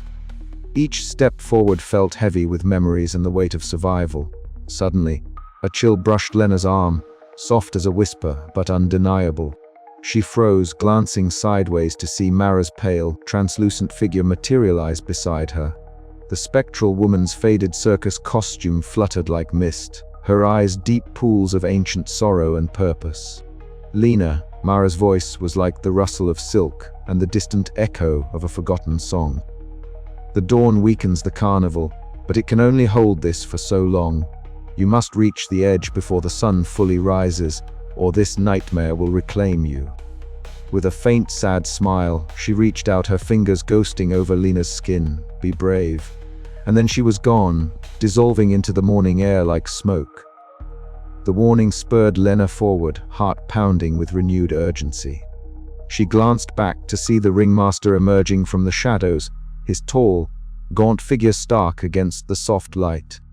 His tattered red coat billowed, stained with the darkness of countless victims, and the cracked porcelain mask that concealed his face seemed to fracture further with each step he took. His voice was a rasp, heavy with fury and despair. "You cannot leave. This carnival is your home, Lena. Your fears, your pain, they feed me, sustain me. Do not deny me." Lena squared her shoulders, the resolve burning in her sharp eyes. "No, I'm more than your prisoner. I'm more than my fears." She tightened her grip on Tommy's hand, feeling the fragile life she must protect. The ringmaster lunged, shadows twisting around him like living chains, but as the sun rose higher, his form wavered, flickering like a flame caught in the wind. With a final, anguished howl, he recoiled, the carnival's hold weakening visibly. "Run!" Eddie shouted, pulling Lena and Tommy onward. They burst through the carnival's rusted gates, the world outside still waking in the gentle dawn. Behind them, the Hollow Carnival began to fade, its colors dulling, its laughter dying into silence until the next blood moon. Lena paused, breath coming fast but steady. The nightmare was not entirely gone. She knew the carnival's terror would return, but for now, the dawn's light was her shield. She looked down at Tommy safe in her arms, and then at Eddie, who gave a tired, hopeful nod. They had escaped. For now. But as the first birdsong stirred the morning air, a distant flicker of red caught Lena's eye, the faintest glow of the blood moon's promise, hanging just beyond the horizon. And the Hollow Carnival waited, patient and eternal. The first light of dawn stretched slowly across the horizon, casting a soft, golden glow over the landscape where the Hollow Carnival once writhed with malice and terror.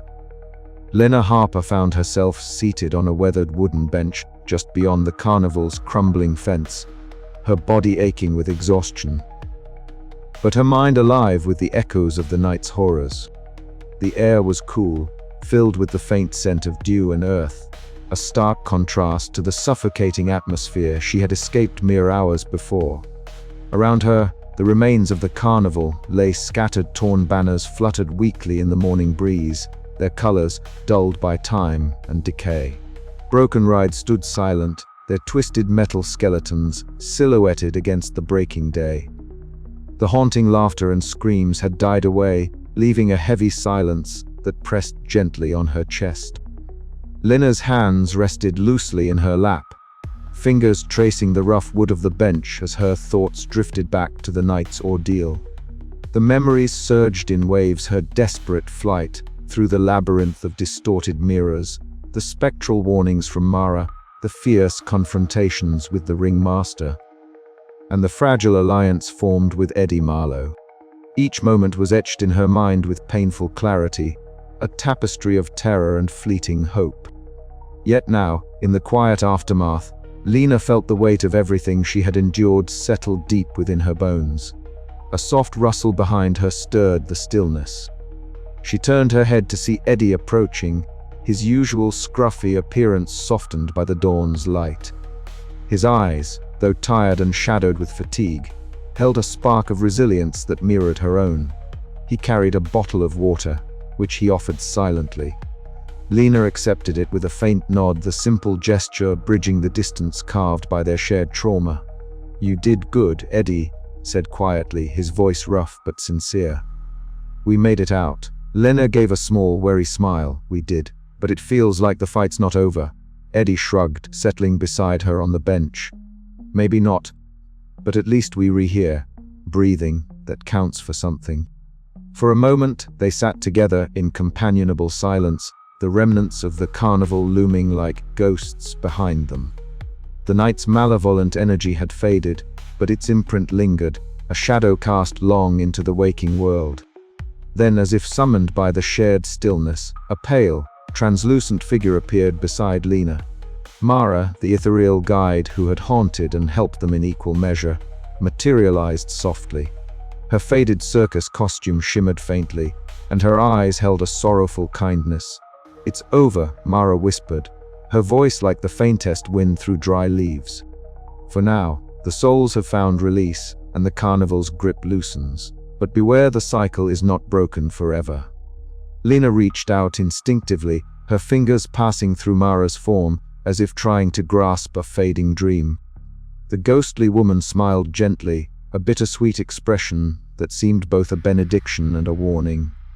Then, as the sun's rays grew stronger, Mara's figure dissolved into the morning light, leaving behind a lingering sense of calm and sorrow intertwined. With Mara's departure, Lena's gaze turned toward the horizon.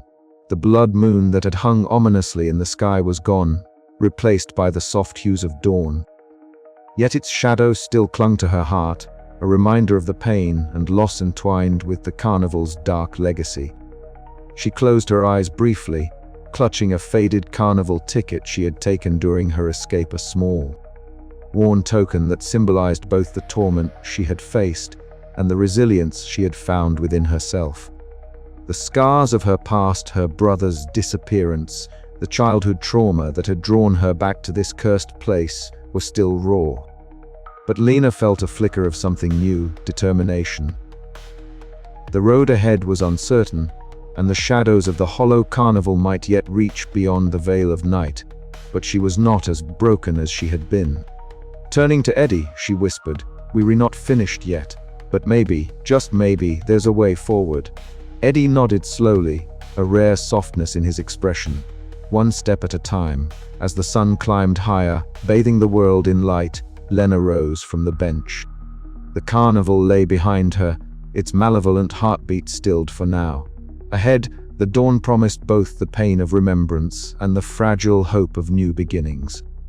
And as she walked away from the ruins, she carried with her the quiet strength born from surviving the nightmare, ready to face whatever shadows awaited beyond the horizon. But deep within the fading echoes of the carnival, a whisper stirred, a hollow promise that the cycle of terror might return with the next blood moon. Waiting patiently for the laughter to rise again, the first light of dawn crept quietly over the horizon, casting a soft golden glow that seemed almost hesitant to touch the desolation left behind by the Hollow Carnival. The fairground, once alive with sinister laughter and the flickering of faded lights, now lay silent and still beneath the morning sky. The air was crisp, carrying the faint scent of burnt sugar, rusted metal, and something indefinably bittersweet. Lena Harper stepped forward, each footfall crunching softly on the dew-laden grass, where the carnival's twisted attractions had once thrived. Her breath was steady, her heart heavy but resolute. After all the terror, the revelations, and the harrowing escape, the silence was almost surreal. The echoes of screams and laughter that had powered the carnival's dreadful life were gone, replaced by a fragile peace that felt as if it might shatter at any moment. Yet Lena found herself drawn not to fear but to hope. The blood moon had waned. The carnival had faded into shadow once more, but she remained alive, free, and whole in ways she hadn't been for years. Her dark hair was pulled back loosely, tendrils catching the light as she surveyed the empty midway, the skeletal remains of rides standing like monuments to a nightmare past. Her sharp eyes, once clouded with dread, now reflected a fierce determination. This was not the end of her story but a beginning. "We made it," Eddie Marlowe's voice broke the silence, rough but sincere. He emerged from behind a rusted Ferris wheel frame, his scruffy beard and weathered clothes giving him the appearance of a man who had seen too much and yet still carried a spark of life. His sharp eyes met Lena's, and for a moment no words were needed. The shared ordeal had forged a bond stronger than either could have anticipated. Lena nodded, her lips curving into a faint smile. "We did, and we were not alone." From the shadows, a small figure padded forward, Tommy, the frightened boy she'd vowed to protect. His wide eyes, once filled with terror, now flickered with cautious optimism. Clutching Lena's hand, he drew strength from her presence, a fragile beacon of innocence amid the scars that the carnival had left on them all. As they walked toward the edge of the fairground, the pale, translucent figure of Mara appeared once more. Her ghostly form shimmered faintly in the dawn light, the faded circus costume clinging to her ethereal shape. She offered a gentle, knowing smile, a silent farewell to the living who had carried her memory forward. In that moment, the veil between worlds seemed thinner than ever, a reminder of sacrifice, loss, and the fragile beauty of hope. Lena's gaze lingered on Mara's fading figure until it disappeared entirely, leaving behind a bittersweet ache. The carnival's grip had loosened, but its shadows lingered in the corners of her mind. Yet she was no longer the wary outsider, haunted by childhood trauma. She was a survivor, a fighter who had faced the darkest corners of terror and emerged with her soul intact. Eddie fell into step beside her, his voice low and reflective. "You know, I never thought we'd make it out alive. Not really. But here we are, "We re more than survivors," Lena replied, her voice steady. "We re the ones who get to decide what comes next." The trio Lena, Eddie, and Tommy moved forward together, leaving behind the hollow echoes of the carnival. The field stretched wide before them, the horizon a canvas of possibilities unmarked by horror or despair. The scars they bore were real, but so was the strength they had gained. Bonds forged in darkness would guide them toward healing. As they walked, Lena allowed herself a moment to breathe deeply, feeling the cool morning air fill her lungs. The weight of the past was still there, but it no longer defined her. With every step, the carnival became a distant memory, a nightmare finally relinquished to the dawn. Yet in the back of her mind, a quiet question stirred, a reminder that the Hollow Carnival's terror might never be fully extinguished. Could she truly move beyond the shadows it cast, or was its darkness destined to follow her forever? For now, though, the answer lay in the warm light of new beginnings. And Lena Harper was ready to face whatever came next, armed with the courage of her convictions and the unbreakable spirit of those who had survived alongside her. The carnival was gone, but its story was far from over, and neither was hers. The first tendrils of dawn crept cautiously over the horizon, casting a pale, muted light onto the desolate expanse of the Hollow Carnival. The once vibrant midways, now draped in shadows and silence, seemed to hold their breath, as if reluctant to relinquish the night's grip. Lena Harper stood at the edge of the fairground, her eyes scanning the empty rides and faded banners fluttering listlessly in the cold morning breeze. Her chest heaved with exhaustion, her limbs aching from the relentless ordeal that had stretched through the blood moon's dark hours. She clutched tightly to a fragment of cracked porcelain, the remnant of the ringmaster's mask she had wrested from his grasp in the final confrontation. It was both a talisman and a reminder, a symbol of the terror she had faced and the fragile victory she had earned. The mask's smooth surface was chipped and stained, yet to Lena it shimmered with the weight of the carnival's dark history and the promise of survival. Behind her, the carnival began to fade, the distorted echoes of laughter and screams dissolving into the morning stillness. The carousel, silent for hours, began to creak softly. The wooden horses, dulled by time and neglect, shimmered with an unnatural glow as they turned slowly in the empty pavilion.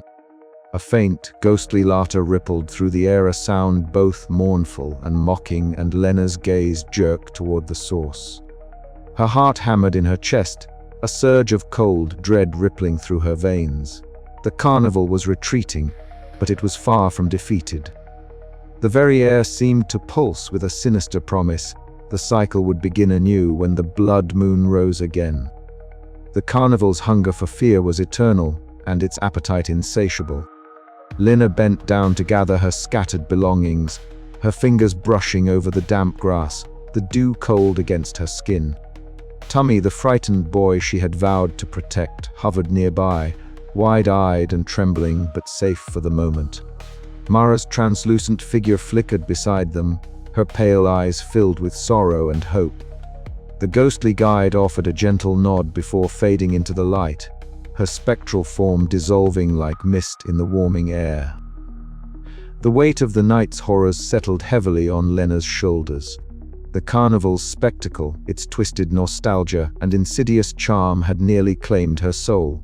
Yet, in the dawn's fragile glow, she found a sliver of strength. She was no longer the haunted girl drawn by whispered legends. She was a survivor, hardened and resolute. But as she turned to leave the cursed grounds, a shadow shifted at the carnival's edge. The tall, gaunt figure of the ringmaster lingered in the periphery, his blood-stained red coat fluttering like a dark banner in the breeze.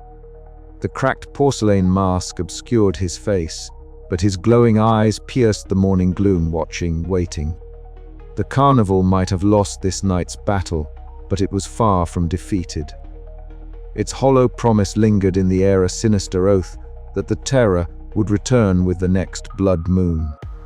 Lena's breath caught in her throat as the first rays of sunlight warmed her face, and the chilling realization settled deep within her The nightmare was not over.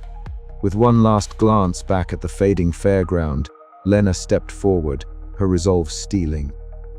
She would carry the scars of this night forever, but she would also carry hope. The carnival's cycle was relentless, but so was her courage. As the light grew stronger, the echoes of laughter faded into silence, and the hollow carnival dissolved into the morning mist, waiting, watching, promising to rise again. And with that, the tale of the Hollow Carnival came to its haunting close, leaving behind a lingering dread and a whisper of the horrors yet to come.